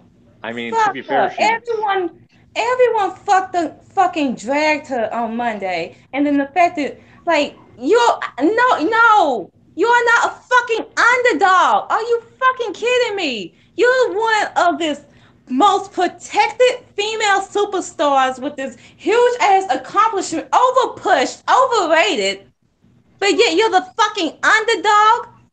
Well, you did not have passion for this until your brother died, and then you want to quote unquote live out his dream, which you're doing a shitty job at that. I mean, you're doing a shitty job at trying to live out his fucking dream. The only reason why you're still here, Charlotte, is because there is trying to live out their dream of wanting Ric Flair back in the fucking ring. But Ric Flair is too fucking old, so they giving him everything that they wanted from him and putting it all on you. Because you are Ric Flair's fucking daughter. all You've Charlotte. been floppy as fuck. Don't make me pull out that thread. Don't make me pull out that thread that's on fucking Twitter that hasn't been updated, which will be updated after fucking evolution. Believe that. Believe that. You've ladies and been gentlemen, fucking up even since you came back. You fucked up even your first match back against Carmella on fucking SmackDown. ladies and gentlemen, give me 1 second. I'm going to post it right in Twitter, the thread. Fucking hell, but yet you're the fucking no, the underdog of this women's division that has been carrying this division for 3 fucking years on her fucking back and getting shit little in return is Sasha motherfucking Banks. That is your fucking underdog. You are the fucking problem. You're everything that's wrong with this. And yet, I remember there was this fucking interview. She did like a shoot interview. Well, it wasn't really a shoot. It was more of how Sasha, she was mad or she was like disgruntled with the fact that Charlotte got the Divas title. And Charlotte was like, well, she didn't need a belt because she did the match with Bayley that got all the praise. I need it. No, the fuck you did not need it. You was gonna get praise no matter what because you're Ric Flair's daughter. And look what happened a year later after you won at Mania. You won at SummerSlam. You won at Roadblock. You won at Hell in a Cell. You did not need all those fucking reigns. Because championships is not, all these titles ain't going to mean shit when your matches have been diluted and devalued. Name me the last great Charlotte match she had. Don't even count Asuka. Probably that triple threat Mania. Although if we're going by singles. So you're saying 2 years ago, basically. Yeah, pretty much. I can't even say the Iron Man match she had with Sasha was the best one. Because Lord knows the Hell in a Cell match was kind of garbage. And the thing was, Sasha got shit on for that because the table wouldn't break. I mean, to be fair, Asia, if Charlotte really wanted to be like Rick, all she would need is to start her own version of Evolution, had to have a dependency on alcohol, and then retire, and then go and then wrestle this more times. Bitch has been having the most sloppiest ass performances, but no one but practically me and Ashley and John are calling her out on the fucking bullshit. Because she Ric Flair's daughter, and if Ric Flair's daughter can't do great, then what does that fucking mean for Ric Flair? I'll call her out on it. But yeah, I mean, all of us, practically us, we call her out. But no one else does because she's Charlotte Flair. Fucking hell. Fuck her. I am not gonna praise mediocrity. That is disguised to be a fucking A+. She didn't have passion for this like 5 years ago. And it's gonna be fucking laughable and fucking bullshit if my fave that's in the NXT right now, if she's a better wrestler than fucking Charlotte. It's gonna be fucking because she's been in this business for like what, 2 years now. She's already a better athlete than Charlotte. Again, all Charlotte needs her own version of Evolution, alcoholism, a retirement match, and then to wrestle in Impact. And the fact that she always slow as fuck. But if Dave Meltzer's point about Peyton and how her what was it? Something about her wrestling ability correlating to her recent transformation. If that's fucking true, then I guess how is that with how Charlotte she got her breasts done? And that correlates to her wrestling and how she's been sloppy as of late. Charlotte has regressed dramatically in the fucking ring. Hell, Cliff, bring up that thing that she did on SmackDown. Bring it up. Well, here's the thing. I already posted the thread in chat so everyone can just enjoy. Yeah, but just like talk about it. This shit. Wait, the one against Sonya? No. Well, yeah. Let's talk about that Sonya thing. Oh, wait, she had her match with Sonya Deville. I believe this was before SmackDown. And Charlotte was picking her up, trying to bounce her off the rope. But the way it looked and the way it came off, I'm surprised Sonya isn't injured. Cause what the fuck was that? Charlotte, you can't be doing that to our gay queen. You can't be And, doing and that, that, girl. that's another thing. Everyone got on the fucking Bellas or and Brie for kicking Liv Morgan in the fucking face, but y'all said barely anything about what Charlotte did to Sonya. Yes, it's a fucking accident, but y'all were dead quiet when it came to y'all mediocre fave. Of course, they Yep. never gonna say nothing about the favorites. Y'all were dead quiet since she is Charlotte Flair, the quote unquote greatest female wrestler of all fucking time, bitch. Where? Fuck you. If you actually believe Charlotte Flair is the greatest female wrestler of all time, number one, you must have not watched the Io Shirai. Well, again, go look at that thread. Look at your greatest wrestler of all time. Oh, that thread is beautiful. It really is. Dude, her spear on Tamina. Oh, Where she literally had Tamina fall on her. it's gonna get updated after Evolution. I talked to Millie. She's gonna work on that. It's gonna be Again, beautiful. I keep bringing this up for comedic effect. Evolution, alcoholism, retirement, more matches, and Impact. Then I mean, she'll really be like Rick. Isn't there a joke about her basically having like she's going after married men? Oh, Rick did do that, didn't he? Yes.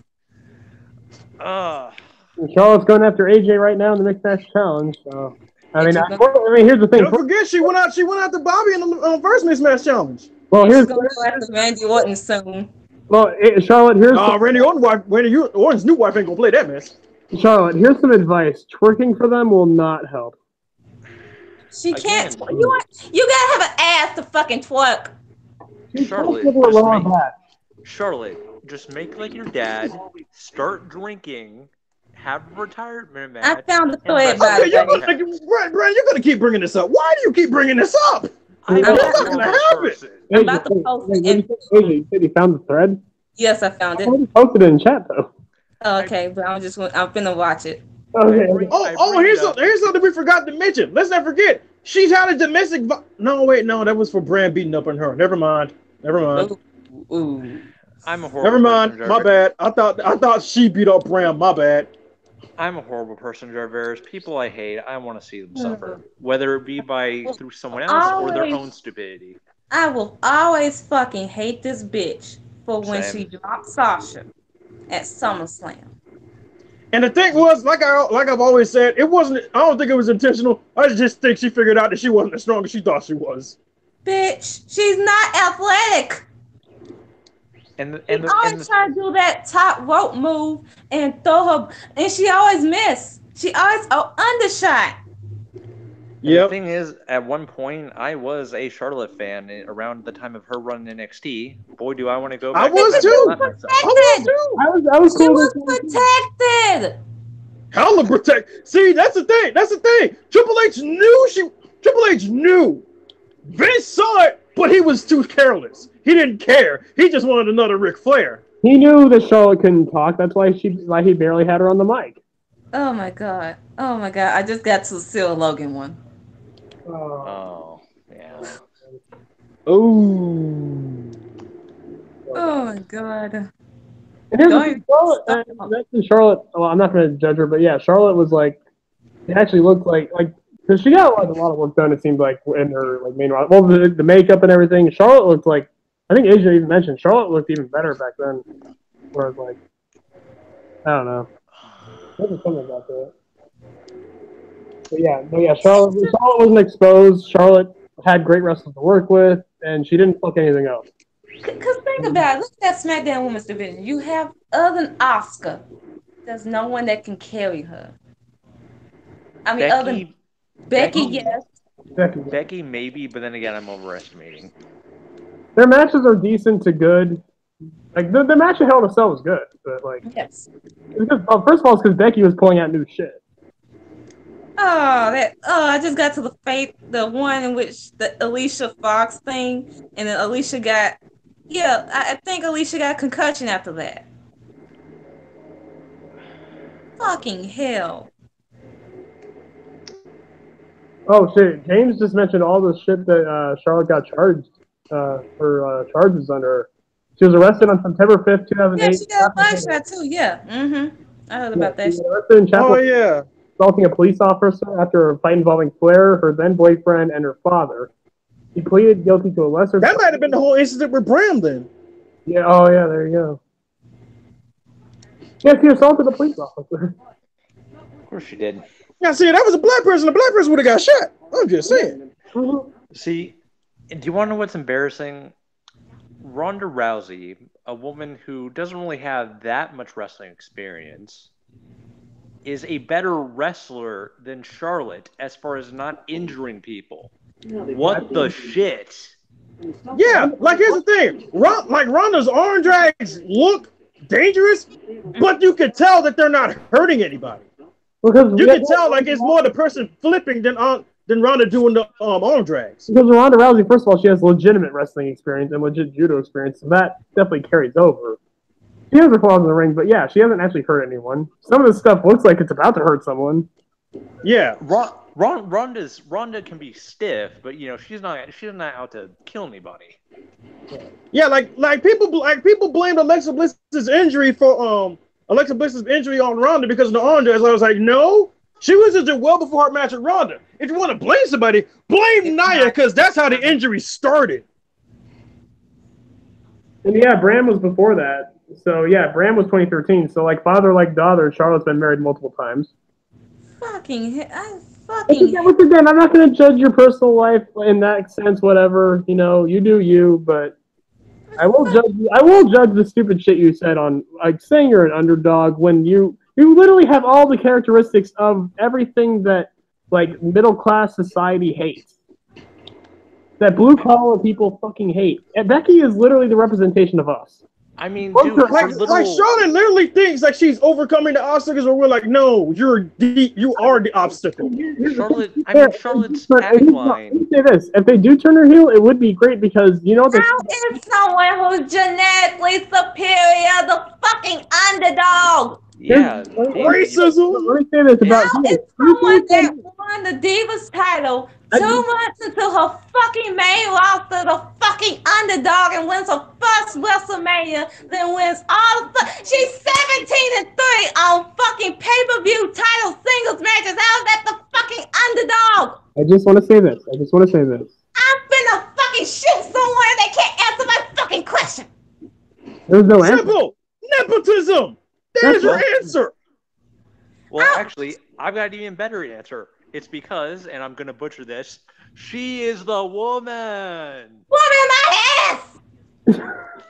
My ass. I'm not even 100% sure that she is a woman. Trying to say this fucking bullshit. And then the Charlotte fans want to come at me because they want to go defend. Yo, you know your face is fucking stupid as fuck when she said that bullshit. And you want to come at me because I criticized her ass and I dragged her for filth? I could drag her for fucking wrestling, but yet to stay on Twitter, they do that for me all the fucking time, each fucking week. So I might as well not do that at this point. Well, Jarvis. Y'all keep saying that Charlotte is a woman. I'm not even sure that she is a woman. I just want to say Jarvis about that. Honestly, trans people are 1,000 times better than Charlotte. Oh yeah. I agree. Trans people are awesome. I want to say this though about like how heels about how she actually believes this. What we say about the best heels, they actually in their story they're the hero. So no, because she's fucking tone deaf. You need to acknowledge your fucking privilege. But how much more hateable would Charlotte be because she actually believes this shit? That makes her even more hateable if they turn her heel. I hate the fucking bitch. Regardless if she's a heel or fucking face, because she's fucking dumb as fuck. You are not a fucking underdog. Not in any fucking sense. Not even if you're a fucking heel. A white bitch is never the fucking underdog. Never in your fucking life. You already have the world spoon fed to your fucking mouth. And a blonde American woman at that. Okay. Wait, Brandon, what did you say? The only thing she doesn't have is an ass. Because, I mean, Becky already beat the ass out of her at this point. Because with Becky, she's a white woman, but she's an Irish immigrant, too. But no, I mean, Asia said that white person's never the underdog. I wanted to bring up Sami Zayn, but then I remembered he's not American. Exactly. We're talking about American women, right? Because again, Dude, Sammy is White multiple nationalities. white Caucasian person is never the fucking underdog. Never, ever, ever, ever, ever, ever the underdog. And besides, Sami Zayn had a gimmick where he was black. oh yeah. Fucking hell. Okay, Dude, so real quick, I'm gonna go underdog on her ass. Okay, as a side note about Big Everywhere Larry, you go in Asia, go. was the gimmick racist or was it not racist? I'm confused about that. It was. Oh, I can't even answer that. Asia, could you answer that one for me? Because I think it's not racist. I thought it was funny. I thought it was hilarious. I know he did, and the attention. I mean, he never said the N-word though. Right. He would just. He would never said always the be. N-word. I mean, he would always use it towards other. I don't know. Like, He was stereotyping, I guess, but yeah. Oh yeah, I think he would be. I think But he wasn't stereotyping. promoting hate. It's not like he was promoting like hateful shit like with other races. like, Yeah, like he truly believed in his heart of hearts that he was black. okay, Big Larry. I think honestly, Big Larry. I think there was a line with that gimmick, and I feel like he was walking it like tightly. He was walking that line hard between it being. Yeah, but he never went over it. So I can give Sammy a little bit of credit for that. He never went over Well, it. that we know of. We've only seen like a couple clips. Yeah. I mean, Oh, you're probably right because Sammy probably did go over it. and to be fair, you can't just give anybody that kind of gimmick. No. Sammy is You're not even wrong. Like, if Cliff and I were trained wrestlers, if we were given, hey, you're a white guy, we want you to act black. The Cliff and I, as trained wrestlers, we couldn't do it. Number one, I'm kicking y'all fucking ass if y'all even consider it. Oh, Okay, I'm turning that shit down harder. Are you okay? I'm throwing every fucking shoe that I have in my fucking room, including heels I'm buying. Asia, were you okay with Big Larry doing that? With Sammy doing that? No. Yeah, You better not come for me, bitch. I will fly all the way to fucking California and destroy your ass. Come for me. Try me, bitch. I didn't. Try me. I didn't say. Try me. Now, when you say destroy his ass, do you mean punch him in the I ass? mean, I will take the broom that I fucking have and shove it all the way fucking up his ass. Oh gosh, she's got 13 reasons why your ass. Here's the thing. I Bitch, don't. try me. Yeah, I feel like I know Fuck what you white people. Y'all try me every fucking day and y'all think y'all can get away with this bullshit. Fuck y'all. I get it. Damn, Cliff, she gonna hit you with the 13 reasons why, son. You might not want to do it. Don't ever try to call out me ever again, bitch. Not trying to. Just saying you didn't have to bring up the 13 reasons why scene. Oh, that scene. Stay in the motherfucking lane. I will come for y'all. I will come for y'all 2 times fucking more. I asked you a Stay in your question. lane. By that comparison, my rant's going to be a walk in the park. Yeah, maybe yours shouldn't have been the last one. Y'all think y'all could come for me every fucking time. And y'all thought y'all could try it Tuesday. Y'all really thought. And then I'm supposed to be friends and kiki with y'all. Fuck y'all. I ain't shit. Oh, no. Y'all really ain't shit. Oh, that's true. That's true. We're not shit. Ass your ass. Bitch, where? Yeah, honestly, Asia, this is your world. You just allow us to live in it. This podcast is yours. I'm just letting you have it because I'm not even. I value my life. You let me have it? Like, Cliff, you're the one that has to start the video, but Asia runs this podcast. Yeah, I'm her bitch. I'll just admit it. We're all her bitches. She owns us. I am her slave. It's the world fucking fault that I'm fucking bitter, bitch. I'm gonna fucking learn today not to fucking mess with me. I wish I wasn't fucking bitter, bitch. Y'all fucking fault. Y'all gonna fucking learn not to fucking mess with me. Come on, honestly, I prefer you be. You retard. And tell that bitch that now that since he's fucking sorry, tell him I don't give a fuck. Your sorry don't mean shit. Cause what you fucking said fucking offended me. And then you wanna fucking laugh. Damn. I'm not gonna fucking accept a white man sorry. Now I can fucking talk. Well, damn. Again, Asia owns this podcast. Shit, y'all gonna learn today. Yep. Ashton and Charlotte are both white mediocre people. Bitch. Y'all can quote me. Ah, gentleman, pinky. Y'all Y'all gonna learn today. Y'all gonna learn today. Yep. Who wants to dare be the first one to talk? Try me. Oh boy. No, I will not. I mean, I know better. I have a rant, but it's not going to be anywhere near to Asia's level. And actually, it's not even in the same style as Asia's either, because Asia was full of anger. I'm just disappointed. I wasn't even angry. I was just frustrated. Right. I just wanted to make fucking wrestling cards. Goddamn. Yeah. So we had a fantasy card. We had Hey, y'all, anger. hey man, y'all dumbass white people gonna give Asia a heart attack. We're not trying. That type of stress and that type of rage is not good for a person's health. I don't give a fuck about my health at this fucking point. I'm gonna fucking die either way it fucking goes by this fucking police system, because y'all ain't fucking shit. So I'm about to go fucking keep fighting and fucking educate y'all fucking hoes, y'all white mediocre ass hoes that want to fucking laugh in my fucking face when I fucking call y'all out on y'all problematic ass comments.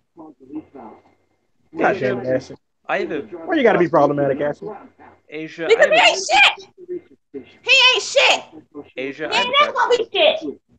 Asia, I have a question. Do you drink Monster Energy?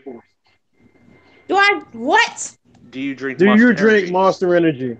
No. Okay, good. Don't start. Exactly. That's gonna make it a lot worse. He blowing smoke on my fucking ass, and then he wonders why I get fucking offended. Fuck you, you white bitch. Actually, if you do drink Monster Energy, drink the decaf stuff. No, Brandon, weed. Weed is the only thing. Weed. Just at this point, weed can't even fucking fix me. Well, it depends on what I have a suggestion. I have a slight suggestion. Spider-Man. Oh yeah. Spider-Man, yeah. Web slinging and Newark is cathartic. It really is. It's so good. It's so comfy. Okay, so addressing the elephant in the room. Quite literal elephant. You guys all ready? I'm ready. If I survive that, we'll survive this. Traverse, my dude, are you ready? Oh yeah, I'm dude. Don't worry about me. I'm still trying to 100% this game so I can get $100. Not 100, $200. Don't worry about me. Are you ready? Are you ready? Yes, I am. No, Asia, are you ready? I'm ready to throw some goddamn heels. Fair enough. Okay, so to kind of set the stage a little bit, because I can't just rant on this person. This person's name is Danielle Sudith, or Shawnee Von Sudith. She's gone by a few different names. She was, for better or worse, one of my best friends in high school. I graduated high school 2 years ago in 2016. She and I were pretty close. One of my favorite things that we did together was when the first Deadpool movie was coming out, we tried to sneak into the movie theater. And so that didn't work. So we tried to So we tried to go to a different theater and try to just pay our way in, but they asked for ID. We didn't have our IDs. So we ended up, instead of seeing Deadpool, we ended up seeing Pride, Prejudice, and Zombies. That was probably my favorite time that I hung out with her. And all in all, she was a good person. She, goth chick, piercings, kind of a loner kind of person. You wouldn't expect, she wasn't this kind of, she was not a social butterfly. And, she was kind of what you'd expect, LGBT, just an all-around stand-up person. I end up not talking to her for a little bit. And we're still friends. We were friends on Facebook. I rarely ever get on Facebook. Not even for tweet off. I don't really get on Facebook at all. And so I start seeing her posts, and apparently people are giving her shit because she's saying, "Oh, yes, I do agree with Donald Trump on some things." Yeah. Wait, what? Didn't I tell you this was what the whole rant was going to be? Is me talking No, about you just told her that your friend was did something that made you disappointed. You never told her that. You never told her that. Why do you think I'm disappointed? Oh, I didn't freaking know. My bad. I'm sorry. I should have made that a little bit clearer. Yes. What happened? Yeah, you never really went into detail because we kept changing the topic. But yeah, continue. So anyway, I see this couple of Facebook posts talking about how she's eating shit, about she has some right-wing politics. And me being, again, you guys know my philosophy. So long as you prove that you're a good person and your politics don't matter. I've always said that. You guys know that. Yeah, your politics don't matter as long as you're not a piece of shit. Right. I've always said that. And I always said that with Shawnee or Danielle, whatever you want to call her. I've always said, so long as your politics do not make you a bad person, so long as you aren't letting your politics define you as a person. So, needless to say, I leave it alone. I check up on her every now and again, just kind of pop in and say hi or whatever. So she starts going off the fucking deep end, slowly but surely. She starts someone made a meme post about how, oh, this is what Trump supporters look like or whatever. Are they like low education? Which was a picture of like the stereotypical rednecks with the MAGA hats, and Shawnee said no, not all Trump supporters are like this. Some of us are actually pretty well educated. And fair play to her. She has a point. Not all of them are inbred rednecks. Yeah, whatever. She's not wrong. Whatever. She was right. So it goes on. I don't get on Facebook for a bit. So flash forward a couple days ago. Well, actually yesterday. I see this post that she made, and the post, if I can bring it up. I don't even know if I can. She might have deleted it. Oh, not the tweet. Did she tweet? The tweet deleted. Oh. Well, actually, I don't even need to bring up the Facebook post. I saved a screenshot of it. Oh, okay. Oh, yeah, smart. So, that's very smart of you, Brandon. I'm proud of you. I'm just gonna post I'm just gonna put this in the. And just so you know, she's the one with the watermelon thing over her mouth, and this is her. Ew, I hate watermelon. The article is the article's on the bottom, and then her reaction's on the top. Okay, so where are you posting this now? I'm posting in the Hangout. Oh, okay. I see it is. Okay. Homophobia and transphobia is now illegal in Switzerland.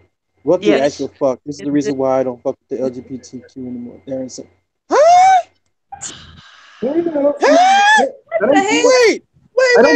Time out! Flag on the play. Personal foul, technical foul, double technical, ejection. What the fuck? Wait! She doesn't have a problem with the homophobia and transphobia being illegal. She has a problem with the fact that that's a rule now? She doesn't have a problem with homophobia and transphobia. She has a problem with the fact that it's illegal? Apparently. What? Bitch, don't you know that you're one of the... Fucking God, what is with you? to take a line from Chisel the Donis, this bitch is caught in the genjutsu. What are the Uchiha doing here? Get this woman out the genjutsu. No, in the words of Chisel Adonis, you big dummy! Okay, Brandon. Put your motherfucking head down, you big dummy. Brandon. Yeah. Brandon, I understand this is your friend, your phone No, friend, but no, dude, don't. She's Brandon, not my friend. pick better She friends. is not my friend. Jane Gonzalez! this is one of the legit people I actually want to throw a heel at that fucking dumb bitch Like, ass. What in to the be fuck fair, shit? Daniel Asia, Sutter? You see why I wish I was trained by Suzuki? Asia, Jarveris, if you guys are pissed, how bad do you think I feel considering the fact this is someone I was close to? You're probably Security! You are a part of this community. Oh Lord, me and Asia are pissed off. We don't even a part of the community. God damn, first DJ Hyde, now this. Like, seriously. Oh, sweet Jesus. Like, Jarveris, Asia, you guys are pissed. How do you think I feel considering the fact this is someone I knew? How do you feel? How do you feel? I mean, this is someone I knew. This was someone I hung out with. This was someone who I considered a sister to me. And you didn't, like, there were no signs or warning signs that, like, something stupid like this would come out of her mouth. Like no real. See, that's the problem with stupid. You never know when the stupid jumps out. And the thing is, I'm pretty sure she deleted the post because I tried looking at my comments because I just posted it. I just posted a couple comments. The one comment I posted was, if you would take the time to understand, because seriously, all this. Because here's the thing, she's saying it. The way I took it, she has a problem with the fact that transphobia and homophobia is illegal in Switzerland. As if that's their fault. Because it should be illegal. Because here's the thing, in her mind, it's saying, hey, you're silencing an opinion. But here's the problem. 9 times out of 10, homophobic attitude or transphobic attitude leads to violence. So, exactly. Like the Charlottesville stuff? Where do you think all that came from? Yeah. So, them making that kind of attitude illegal is basically saying, "Hey, we're gonna try to nip this violence thing in the bud." Because hey, it happens. Seriously, it's not just a verbal abuse thing. No, a lot of times homophobic attitudes can and will lead to physical violence.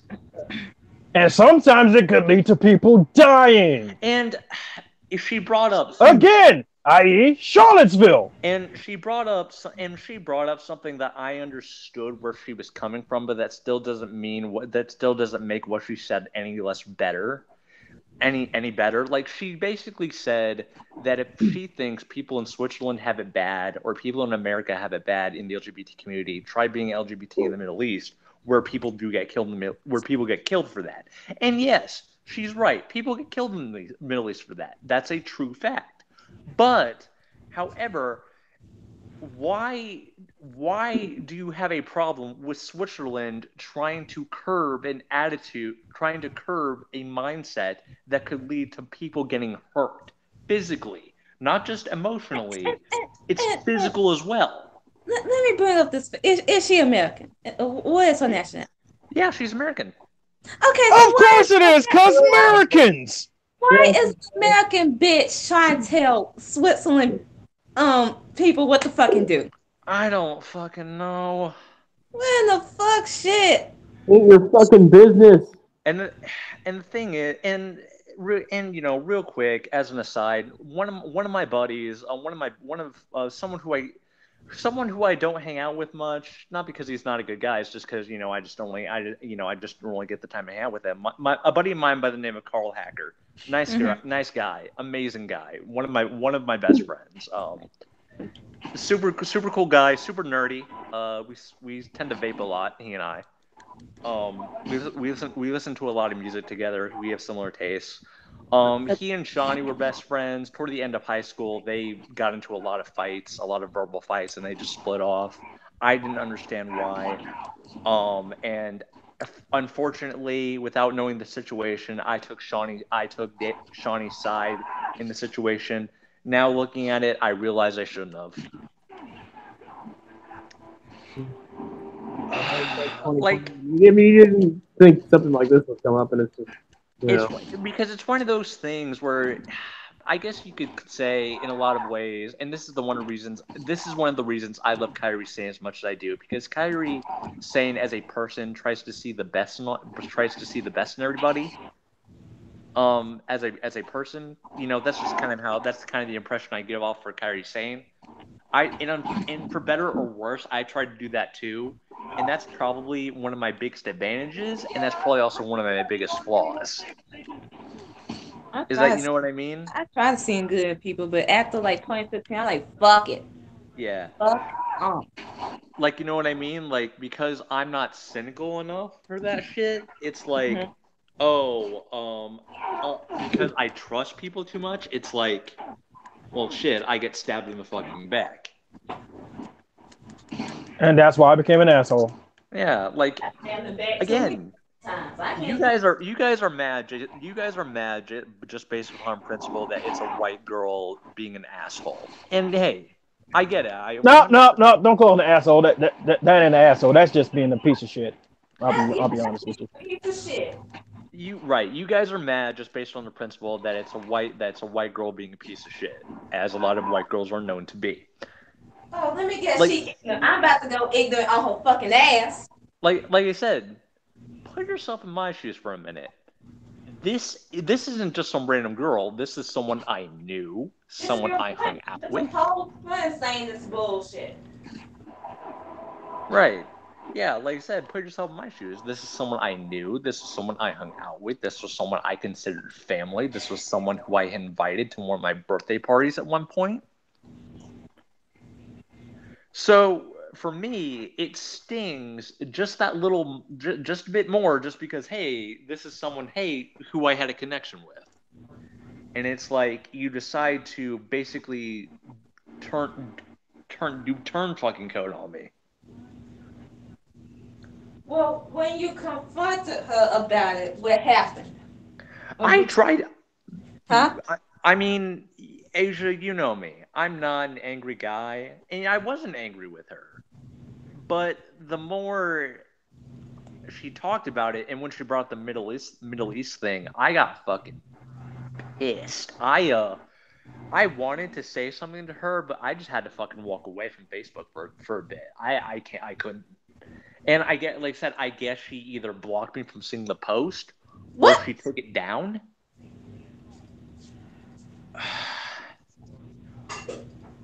You guys understand where I'm coming from with all this? Yes. Yep. I don't even have to be gay in order to understand the fucking issue about this shit. Exactly. Like, here's the thing. It's like what I said. She had no problem with the transphobia and homophobia. She just had a problem with it becoming illegal. Even though she's a part of that community and more likely is going to be a target of that.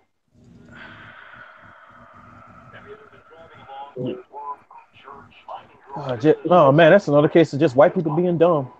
It doesn't affect her. I mean, it doesn't affect, because she's American. It doesn't affect her. It's something that it should be a positive thing for the community. And homophobia should be fucking xenophobia. That shit should be fucking illegal across the board. Because that leads to murder. And I'm just gonna say this on something a bit more positive to come out of this. Cesaro, if you ever listen to this, which why would you? We're garbage. Don't listen to us. Hey, hold up now. I ain't garbage. I ain't garbage either.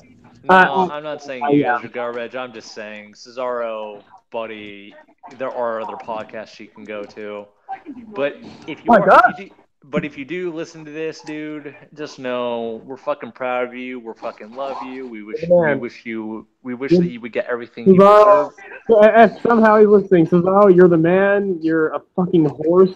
You are not human. I don't know what the hell are you. Like, something I want to say is, it doesn't make sense. It's not fair. Can I have some of that? I personally hope you have a wonderful life with Sarah Dewey, and you have a lot of beautifully strong babies. Right. that can swing your parent. That can swing all day. Yeah, Cesaro, if you do listen to this, just know that it's awesome to see that your home country is making such a stride to be progressive. It's beautiful. If you are listening to this, I want your dick and Uh, ass. Do you really Hi. want his dick? No, I mean, no. Hey, Asia, you are aware that he is basically married to Sarah Del Rey, and she knows No, plenty of ways to tie you into a knot.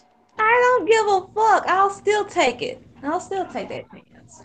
Cesaro, if you're listening to this, All right then. But when she puts you in the knot, don't say I didn't warn you. Cesaro, if you're listening to this, please show Sarah Del Rey this and have her listen to this whole thing and then get to that part. Get my mom with the gun.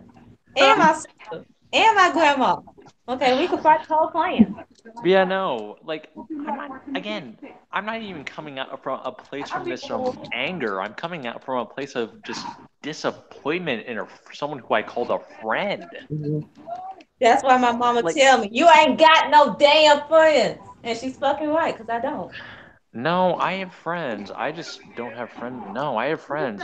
I have friends who You just have a tendency to have a lot of shitty ones. Oh, I have. What my mom means is that when you do get friends, they disappoint you and they leave you. And then look, I really don't have no in real life friends. Other than y'all, I really don't. Honestly, my real life friends, like I only have a few, and honestly, most of them are shitty and a burden.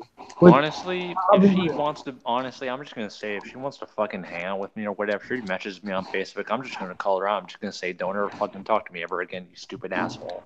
Oh, I won't be Oh that. damn! I won't be that visceral with it, but I'll just say after the. You should. I'm just gonna let her. I'm just gonna let her know how I feel. I'm just gonna say it. Hey, you betrayed me. You betrayed my trust. You betrayed our friendship. Yes, I understand you have different views than I do, but that doesn't give you the right to have a negative viewpoint on an issue that doesn't affect you when it's not in your own fucking country. Okay, here's the thing: if they make homophobia and transphobia illegal in the U.S. and you want to have that opinion, you want to have that view, fine. Don't come to me with it because here's the thing: you fucking hurt me with that shit. Because you know I'm just a part of the fucking LGBT community as much as you are. And yes, I haven't gone through what she has because but Brandon, like I mean, for someone who's been through homophobia and transphobia, having this illegal, like she doesn't know the feeling that you have. so what? Hearing about. What she's saying is it's fucking okay. And how is she gonna feel if something were to happen to you, Brandon, with homophobia, if you were to die from this shit? Well, how is she gonna fucking feel? I mean, here's the thing. It's not. I don't. See, here's the thing.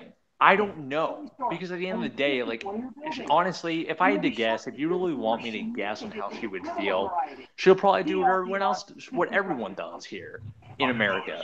She'll feel bad for like a week and then she'll move on because that's what happens. Yeah. You feel bad for about a week or so and then you move on. So what she's saying is that it's okay for homophobia and all that shit to go down. It's basically okay.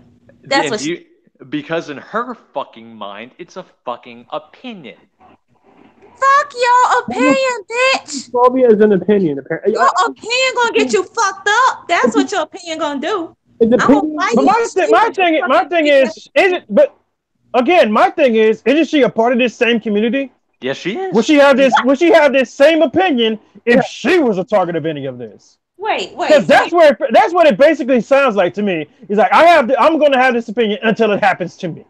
Yeah. If that's the case, that's just her being stupid and selfish. Like, again, and the thing, again, like I said, and yes, I will admit, the ruling of Switzerland ruling out homophobia and transphobia as illegal, that it doesn't affect me because I'm here in the good old U.S. of A, U.S. of anus, U.S. of ass, whatever you want to call it. U.S. of KKKKKK.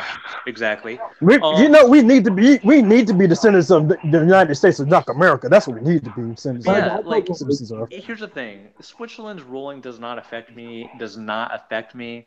It's just the principle of the whole thing, because Switzerland is making a progressive move on, hey, Yes. we're trying to make lives better for a minority of people. The fact that it's happening anywhere in the world, like we don't care about like just in this country. We want the world to be like less homophobic and transphobic. So anywhere getting this feels amazing. Right. And not to mention, like, when I don't want to say that because you guys are going to jump on me if I do. Like, I'm not trying to. See, now I'm fucking pissed off. At the fucking. Just say it. Just say we can handle it. Get off your chest, Here's the thing.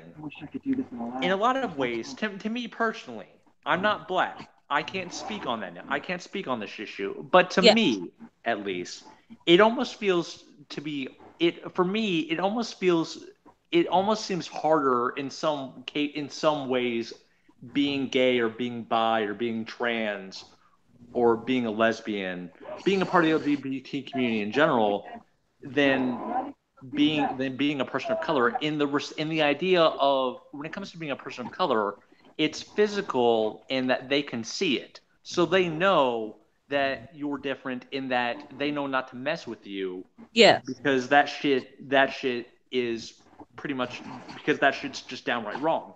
When it comes to sexual, when it comes to preferences, when it comes to who you want to be with, that's not physical. It's emotional.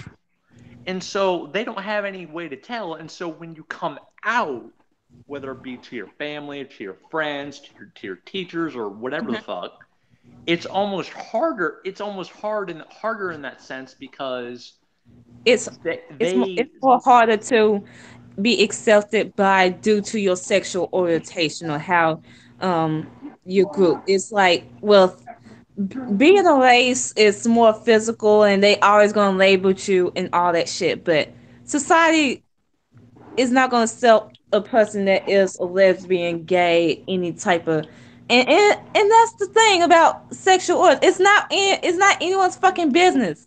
In my opinion, like it your sexual orientation, whoever's fucking you, that's their business. Even then, it's your. Why is everyone caring about who I fuck or whose dick I'm sucking or whether I'm eating? Why I did? I'm not sure you put this in different words, and I agree with Brandon. And in this way, I'm going to put it this way: obviously, when being black, and again, I can't speak entirely on this because again, I have not lived through it. I am not any of that. But as far as like you can see it, it's a fact. You're black. There's nothing you can do about it. Like you'd be proud of it no matter what. I guess like being in the, like being lesbian, gay, anything like that, with the pressure of society, they'll make you almost feel guilty about it and feel like it's a choice and like you made the wrong choice, and that's fucking wrong. Especially with the churches, and then how they isn't there something about the bathrooms with like transgender people? Yes, there is. Yeah, okay. A lot of it has to do with them basically saying you have.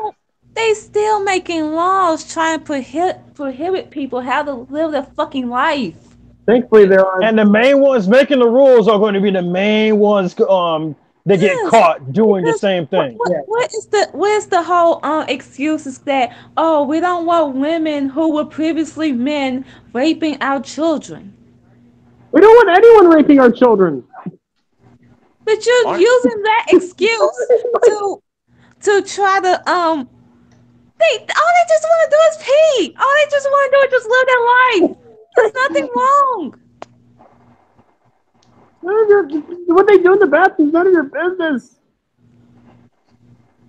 You just want them to be a straight Caucasian person, and that's not everyone's gonna fit the fucking standard. But yeah, fuck that bitch. Fuck that shit, man. That's just. I'm sorry you had to go through that, Brandon. Brandon, your ex-friend and shit. Now I know who my real friends are.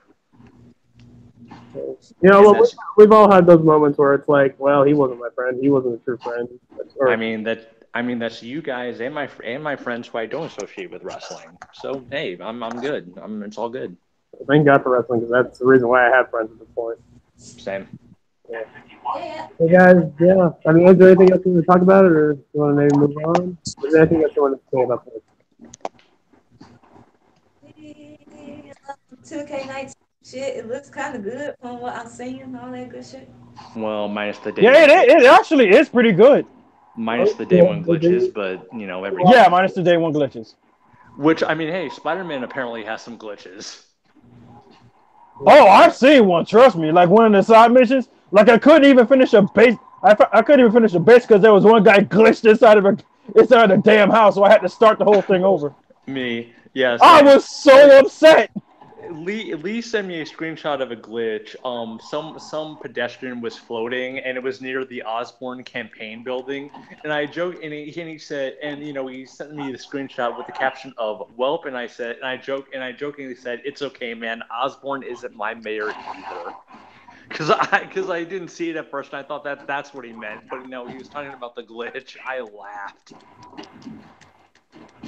Like every game is gonna have its glitches, honestly. Every game. Yeah. Dude, UFC 3 had a ton of glitches when it first came out. I mean, name me a game that doesn't have glitches.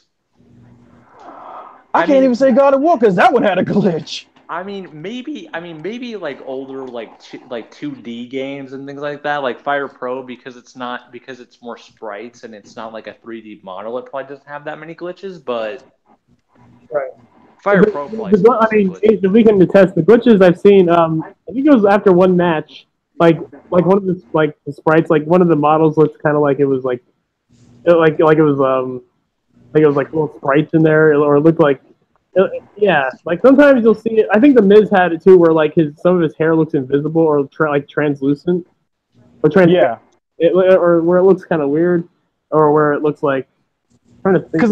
Because I remember in I think it was either 2K18 and 2K17. There was this whole thing with John Cena's hair, like his hair, like it was non-existent. What do you mean non-existent? His hair of all people. What, is like gone? Yes. I mean, the first video I did on this channel is of Tyler Breeze winning a match, and he literally was invisible, and the selfie stick was the one celebrating. So I remember that video. Oh, and we're not even going to get into the facial glitches that was in 2K15. Oh my! No, and we're not even going to get into Tyler Bates' actual fucking model in the game. That in itself. I mean, I don't mind it. I mean, I'm just glad he's in the game. I mean, it kind of sucks that Trent Severin isn't in the game. That is so messed up. The creepy doll face Bellas in like 2K. No, dude, the creepy doll face freaking Dana Brooke. Ooh. Dana Brooke. Ooh, they did Dana Brooke all types of dirty. Yeah. Oh, yeah. Oh, he's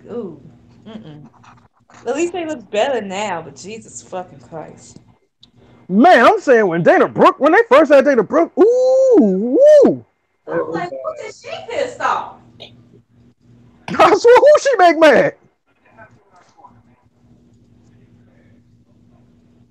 Yeah. Yeah.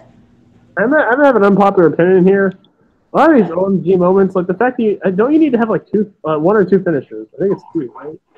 No, I think it's one. Most of them is one. Some of this shit ain't worth a finisher, man. Like these are like signature moves. I don't know. Like Daniel Bryan's just like with the kendo stick. Yeah, that deserves a finisher stock to use. Yeah, exactly. Yeah, the whole and apparently 2K19 also has some hit detection issues. They all kind of do. Like, yeah. That's why I really turned the whole weight detection thing off. I really complain about Fire Pro about is that a lot of times it is almost impossible to hit strikes. Well, the game was designed for that. Like the game, you're not in the right lineup, you know. Right. Yeah. I mean, I've gotten used to it now, but it's still like even now I kind of. Yeah. So can I just say with 2K19 with the secret match, what? Yeah, basically it's a what if match. What if Daniel Bryan faced Bryan Danielson? I mean, does it fuck up a timeline or is it okay? Like, is Bryan Danielson the Earth 2 Daniel Bryan or? I don't know. Don't ask me. I don't have the game. Is it like an Illuminati thing where like they clone? Is it like an Illuminati thing where they clone Bryan Danielson? or something like that, and the real Bryan Danielson comes back and be like, "Hey, you're not the real." So, they're gonna Spider-Man Clone Saga? No. Yeah. Oh God! Guys, we all know who's the real winner here. It's gonna be Roman Reigns. Oh yeah. Yeah, not even Roman Reigns gonna come out of the crowd and just hit both men with a spear. Wait, Traverse, I remember the you final brought up match in the one. showcase will be Daniel Bryan versus Roman Reigns at Fastlane, because wow, that would be a sad ending. Which Jarvis, I remember you brought up one more. You brought up either Brand New Day or One More Day. You know, the really bad Spider-Man storyline. Yeah, I did. One more day. One More Day.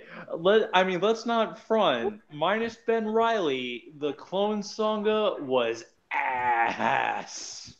You're not even wrong. Oh, all sorts of buns. The worst part was they actually tried to sell it off like Ben Riley was the real Spider-Man. It's like, really? Y'all really go? That's how y'all gonna play this? I love Ben.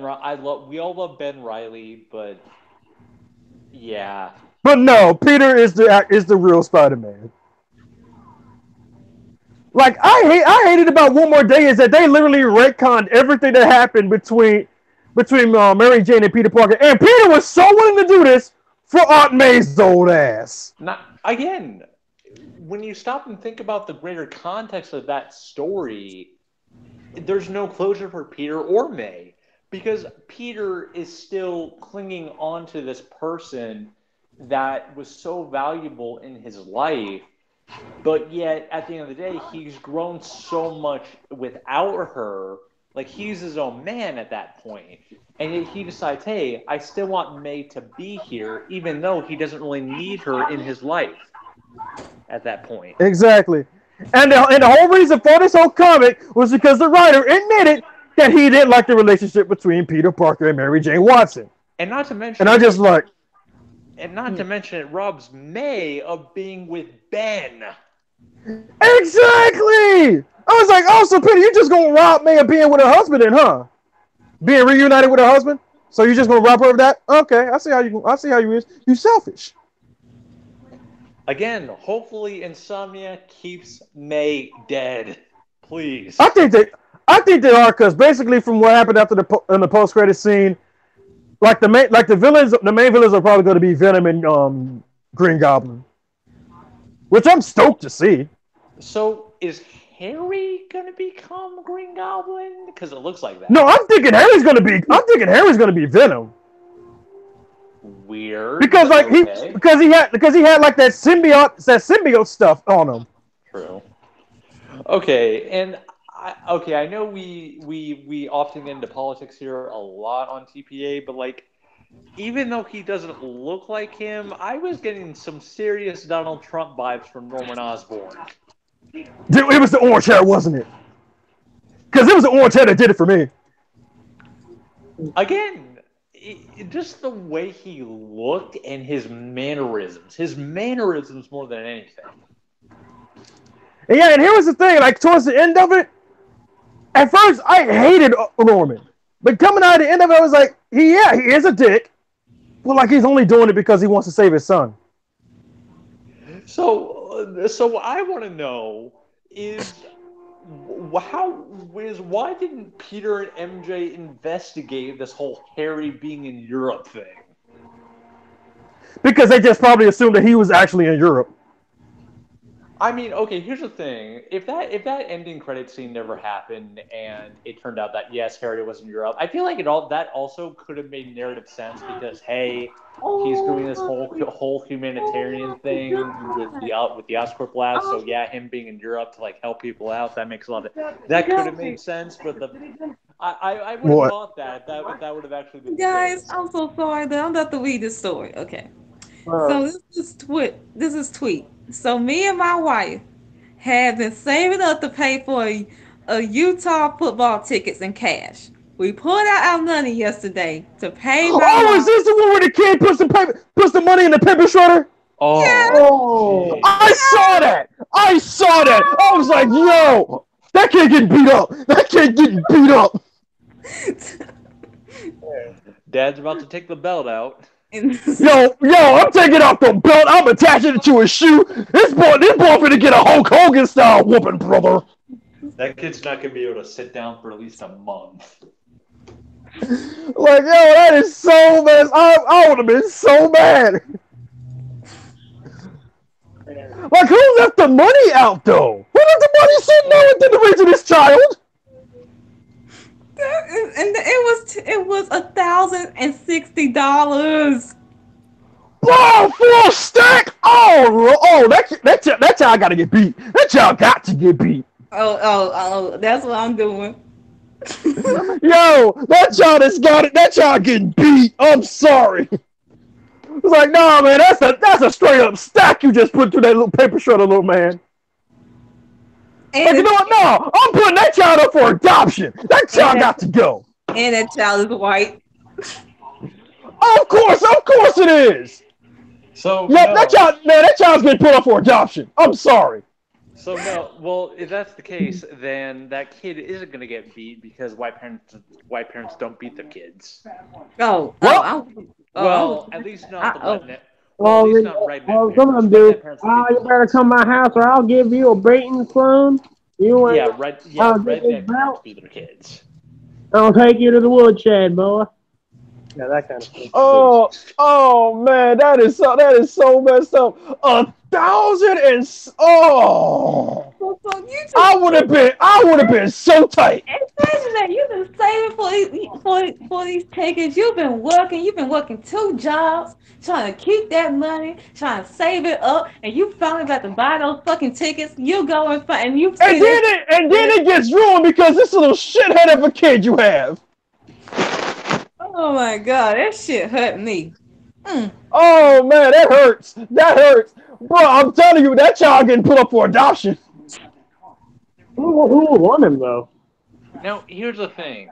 If this kid's like 3 or 4, okay, it's an accident. The kid didn't know, but like, no, I don't give a fuck if you're 3 or 4. What? No, it's no excuses. No excuses. I don't care if you're 10 months. Adoption. You should just take your ass in the goddamn room and play your fucking video games. Why the fuck are you doing? No, Mom told you that's your fucking stuff, and you were going in my fucking room. And you touch my fucking money. Okay, now you gotta go outside. Leave me alone. You can play your leapfrog and watch Dora, but no, you have to do stupid shit like that. Get the fuck out of my house. Hey guys, I know we were talking about the 2K games.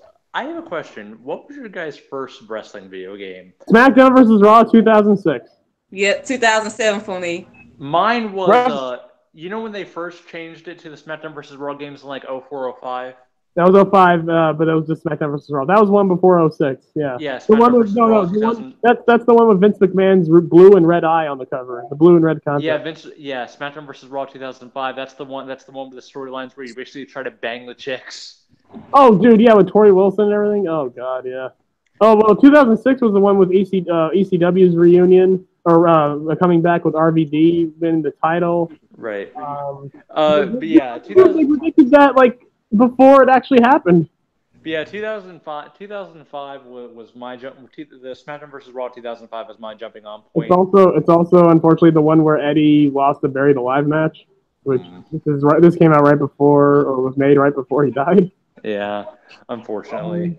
Yeah, okay, can I just say, with Tori Wilson on the Raw brand, I'm pretty sure it was Tori, with Tajiri, as if you be a dick to Tori and she sticks with Tajiri, apparently he sticks to speaking Japanese, and Tori understands him perfectly. What? Like, what? No, you know what the worst part is? Here's the thing. Here's how far the women's revolution or whatever has come. In the video game for SmackDown vs. Raw 2006, and I think for SmackDown vs. Raw as well, if you win the storyline, if you win the final match, you get the contract of the rights to the woman to be your manager. Yep. Oh my god. Yep. Yeah. Yes. Yep. I remember that. Basically, they're your bitch. Yep. Unreal. Mm-hmm. I remember that story. Right? Oh yeah, I got one for you. You remember Day of Reckoning 2? You remember the main story when you got to SmackDown after you got unjustly fired because Edge Christian and Randy Orton pretty much framed you for sitting the World Heavyweight title, was basically you had an Iron Man match with Triple H. I miss those games. Not just for the WWE Championship, but for the right for Stacy Keibler to come to Raw, because at that point in time, Stacy Keibler was your in-game girlfriend. Yes, of course. But I will say though, that game was amazing, and I miss those games so much. So when it comes to the first SmackDown versus Raw game, SmackDown versus Raw 05, what's your opinion on that game? It was a step. I never played them because I never had a PlayStation 2. I'm gonna say right now, it was a step down from Here Comes the Pain, to say the least. Yeah. But here's the thing. You guys are saying SmackDown 06 and all that stuff was your first wrestling game. Dude, my first wrestling game was WrestleMania 2000 on the N64. Oh, you lucky bastard. And right after that, No Mercy came out, and I got that one like a week after it came out. Oh, dude. Isn't No Mercy hailed as like the best game from that era? Oh, yeah. It is. Like, dude, No Mercy was legit. I mean, the makers of the game, I mean, they made King of Pro Wrestling, which is also known as one of the best games of all time, and even better than No Mercy. But it's that same company that made those games. I forgot what the name of it was. So, can I just say, with Here Comes the Pain and Shut Your Mouth and those line of SmackDown games, spamming the chair and gaining finisher like a madman is the best thing ever. No, there's a thing in Here Comes the Pain. Okay, go to the training room and press square on the treadmill. You can walk on the treadmill and then keep repeatedly pressing X. You will be running on the treadmill, and you know what that does? That will fill up your finishers. I'm not kidding. You can run the treadmill, and then, like, if you do it for like a minute or so, you have 5 finishers. Dude, wow, it's amazing. The whole thing with the boiler room and the pipes and the steam sending you flying.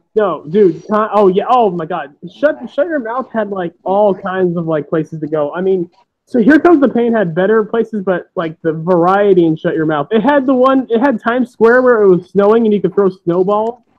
That was the best. Me and my buddy just throw snowballs at the referee. Nice. Dude, and not to mention, I can't remember if it's Shut Your Mouth or Here Comes the Pain. One of them, if you clear out the crowd and the crowd backs up, you can use Moppy. Wait. Oh, I think that's Shut Your Mouth. Wait, what? You remember Moppy? The whole little gimmick that Perry Sauter got stuck with after. Oh, I remember Moppy. I'm just saying, like, I don't remember this being in the game. Yeah, it's in the game. Wait, so what do you do? You basically if you go into the crowd, Well, I think you go into the crowd and just bring it. Where if you go into the crowd in I think Here Comes the Pain or I remember this. Yeah, you could go in the crowd and SmackDown Just Bring It. That's the one in 2001 before Shut Your Mouth. Right. I think it's either Shut Your Mouth or Here Comes the Pain. If you go into the crowd will clear out. They'll split up, and then they'll clear out, and then there'll be a space, and in that space. No, dude. I'm pretty sure that's in Just Bring It. I swear it is. Well, it might have been the other games too. Maybe. I just remember though. Like, I don't think you go into the crowd and shut your mouth. Well, basically, you go into the crowd in one of the games, and the crowd splits, and there'll be an area, and in that area where the crowd is Moppy. Yep. And you can use Moppy as a weapon.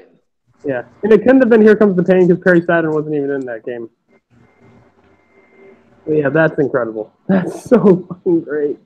I played Just Bring It a little bit. Oh, by the way, Fred Durst was an unlockable character in that game. Of course he was. God damn it. 2001. 2001. Which, damn shame. Really enough, they gave Fred Durst an actually pretty decent moveset.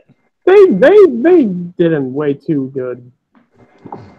And his entrance, for no reason. His entrance was so obnoxious. He came in the rain. He did the dance from right there. Like, oh my god, the cringe.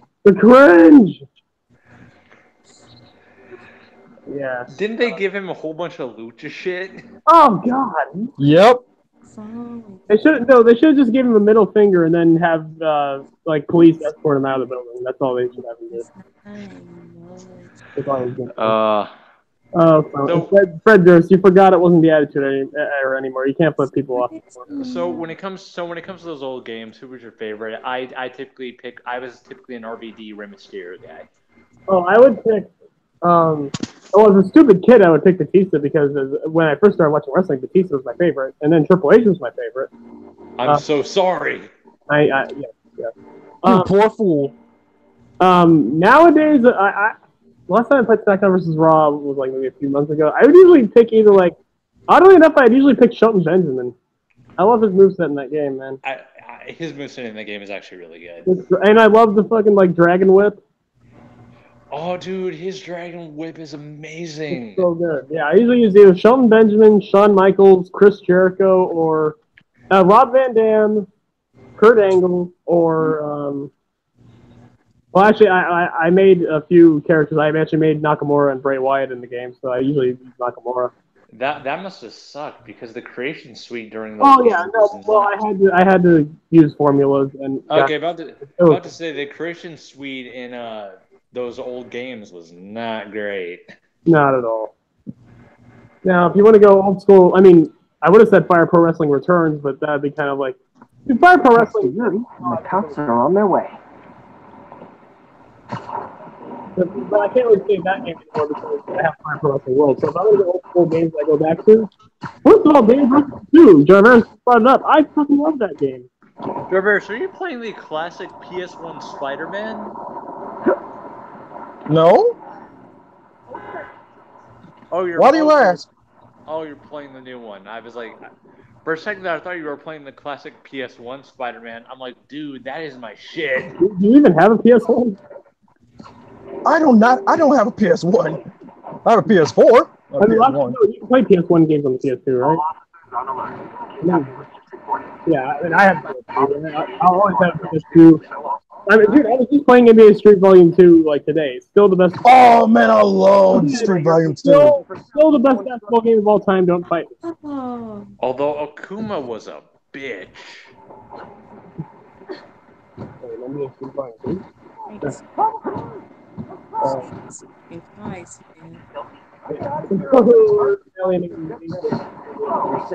Dude, speaking of Akuma being a bitch, Akuma was a bitch in Tekken. Wait, Asia, what was your first wrestling video game? Wasn't it?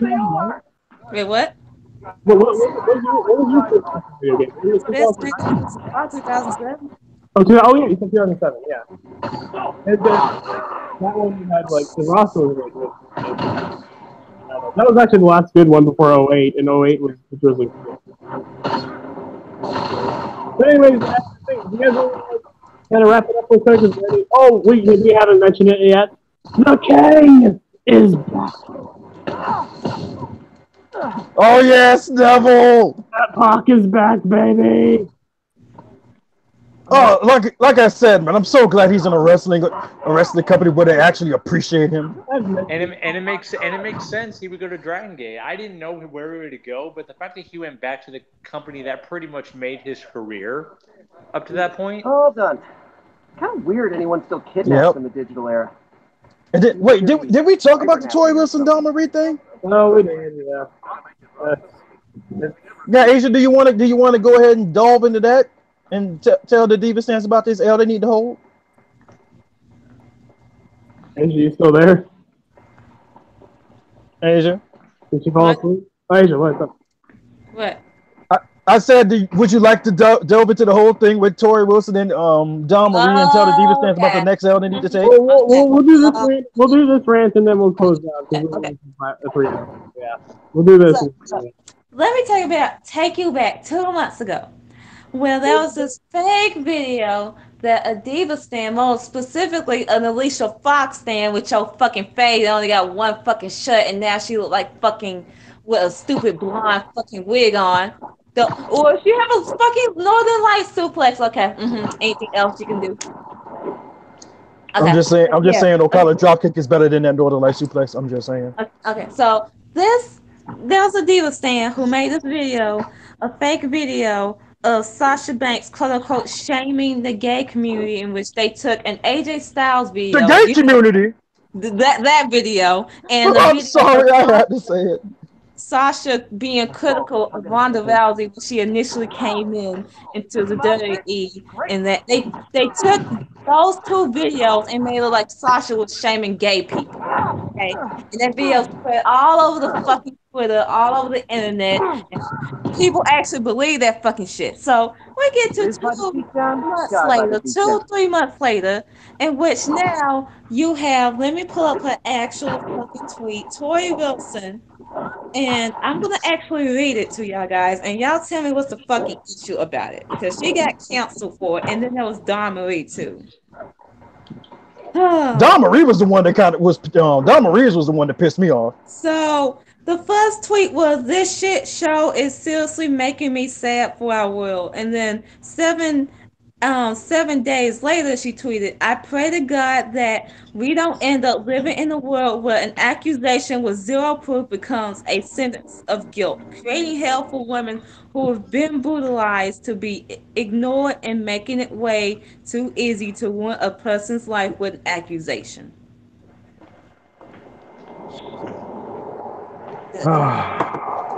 Good. The stupidity of white women. And I believe she was responding to some. I know she was responding to. You know that guy who just got just got elected into the Supreme Court. That's what she was talking about. Kavanaugh? Yep. Yeah, that's what she was basically talking about. I don't think she had hard evidence though, or like, was there any like hard evidence on Kavanaugh? No, there wasn't evidence, but going from the story, like there were more. I think there were more women that actually came out with more accusations towards him. Women coming out saying what's the issue. Yeah. Yeah. And yeah, basically from Kavanaugh's camp, it was just anger. That's all I heard. So, and let's be real, they only put him in the Supreme Court so they can make sure they have a guy that can prevent Donald Trump from going to jail. But yeah, she tweeted this. Everyone like, yeah, cancel her ass, cancel her, fuck that bitch, all that shit. Then you get what Dawn Marie's she said it's about a month ago, but it now has resurfaced. If I can actually find that one, I'll find it in my DMs real quick. Because she was talking about the whole, okay.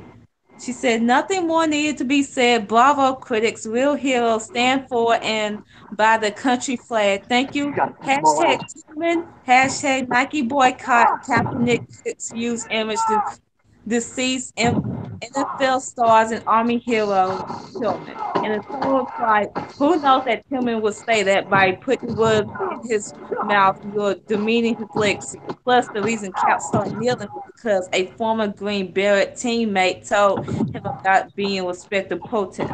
She replies, "Well, not the point I'm trying to make, but I'm not surprised that everyone taking someone off the mat. You stand for the anthem. Respect your country, bitch."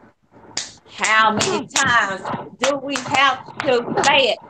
Me kneeling for the goddamn me kneeling, does that mean I'm disrespecting your fucking country? Fuck your flag. Me wiping my ass with the flag will be me disrespecting the country, and I damn sure gonna do it, and I'm gonna burn it too. People like Tommy Loren wearing the flag as a costume, like a bikini or something like this, disrespecting the flag. I get the fucking problems with black injustice in this fucking country, but you're fucking offended by someone kneeling for the fucking flag. Meanwhile, I'm pretty sure white people, y'all use the flag in y'all fucking houses. Y'all use it as fucking customs. Y'all use it in y'all fucking commercials, all that shit. I'm pretty sure there's fucking rules about how you're supposed to use the flag, and y'all do it every fucking day. Y'all profit off of it when it comes to the 4th of July. Y'all to black people and minorities when they kneel, and y'all don't give a fuck about the troops. Y'all only use them as a fucking excuse, a scapegoat. Y'all don't give a fuck about them. Y'all pay for them. Not to mention militaristically, the flag in the military, it's actually more respectful to kneel for it because it's showing respect to fallen soldiers. Because what they do is they will fold the flag into quarters and then take them down fast. So it's actually more respectful in the military if you kneel. So by people kneeling, it's actually showing that level of respect.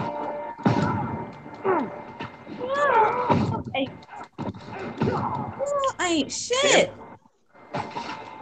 damn So it, yeah, Eric, you were really getting then you Spider-Man. had what Eva Marie said like a couple of weeks ago about her voting for Trump, and that how she basically had the same votes as Dawn Marie. She doesn't fucking get it. And then you had Of what course, Alexa they don't Bliss. get it because it doesn't happen to them. Of course, they Exactly. don't get it. Then you had what Alexa Bliss said when she was defending Hulk Hogan, saying we're a dysfunctional family, because you know the diva stands they claim Alexa wanted to give all women fucking credit, even though that's fucking bullshit. So yeah, the diva stands, y'all take the biggest L, because all y'all faves, all of them problematic as fuck, but yet y'all want to make a fake video about my fave who's actually fucking great in the fucking ring. So, ladies and gentlemen, take count. This is the 12th week in a row. The only last one they got left that they can claim at this point is Kill It, Kill It. And once she's exposed, that's it. Because apparently Michelle and Cool, she's problematic too. I mean, well, here's one thing. Here's the thing. Maria Kanellis, I know, is not a Trump supporter because she's gone out. I know she was on The Apprentice, and she talked about how No, much. she's not. But I'm just saying, the only one they got left that they can claim that it's a big star from the Divas era is Kill It, Kill It. Right. Yeah. But yeah, That's it. you remember the stuff that came out with The Apprentice and Maria, right? Yeah, I remember. Yeah. Yeah. So I mean, I'm cool. I mean, props to Maria for doing that. Like that's like, hey, that's But awesome. yeah, Here's my thing on the whole thing with Dawn Marie Mitchell and Pat Tillman. Did anyone not tell her that Pat Tillman hated being a part of the Iraq War and hated the government, and in response to that was basically murdered by his own teammates, and then had his murder covered up by the government so they wouldn't know that they murdered him because he talked out against the war and the government? Did she not know that part? Apparently not. white people ain't shit, man. Like Pat Tillman's family couldn't tell you that. I find the irony, like, wasn't it like 10 years ago they were in a love sex storyline or some shit like that? Her and Dawn and Tori and Dawn. Weren't they? I think so. I don't remember. So yeah, but yeah, y'all want me to give credit to all the fucking women. Fuck you, bitch. So, Y'all can I can just- let's see if so- y'all want to give credit to all these fucking women. I'm not giving credit to all of them. I ain't that damn dumb. so can we end this on something a little positive or a Yeah. little weird? What's up? Can I just say, honestly, the one thing I really wish that would have happened to me, I wish I wouldn't have grown up with same-sex parents, because then I wouldn't be such a cynical asshole. Hey, I mean, I hear that same-sex parents like actually tend to be better parents. I don't know. I've heard something about that. I'm a Okay. cynical asshole because of my parents. So Right. me having same-sex parents would mean, hey, I wouldn't be such a cynic. I became what my mom. I became what I hated. I became my mama. I'm pretty content of who I am. I'm just living life. I don't really give a shit. I know I'm a failure. I'm just working to be less of a failure every day, and I don't know. I guess I'm getting there. But ladies and gentlemen, I guess if that's our positive note, wow, that's sad. But that was it. It really is. Wow.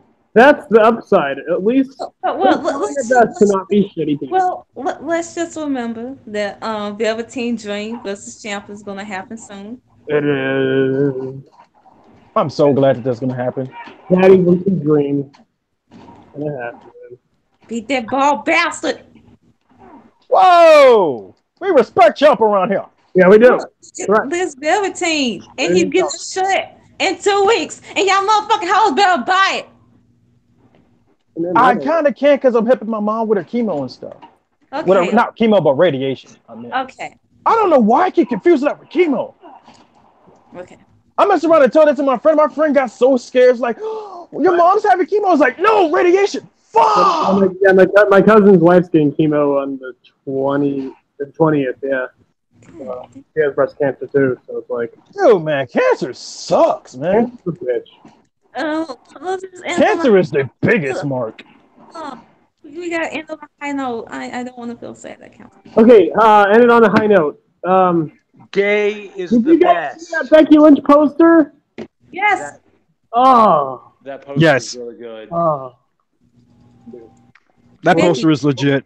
Wait, let me. That's the real people's chant right there. WWE Shop, make that poster available. Fans today, a fan just made like a Becky art thing on the wall. I saw a Becky mural. I see a Sasha mural. Did I see a Charlotte mural? No. No.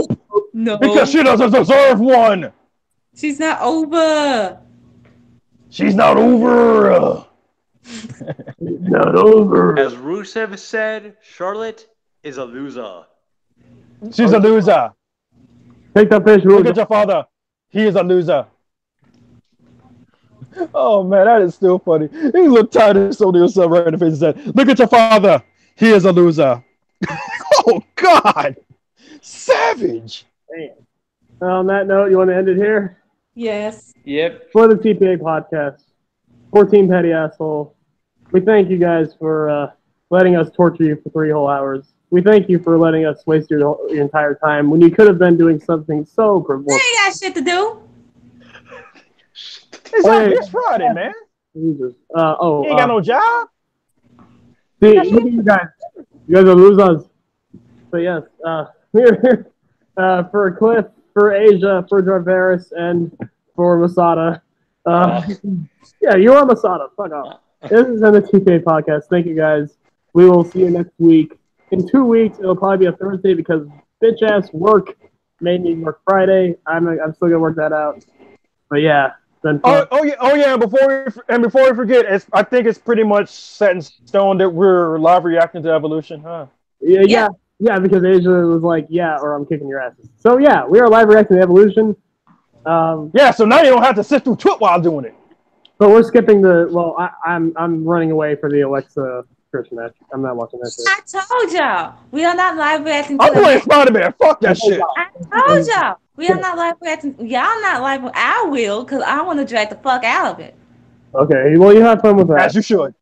Yeah, it could be y'all bathroom break. Y'all could go jerk off. Y'all could go play Spider-Man, eat games, play a game, do whatever the fuck y'all want. I'll do all 4. We are live reacting to that pay-per-view. Yes.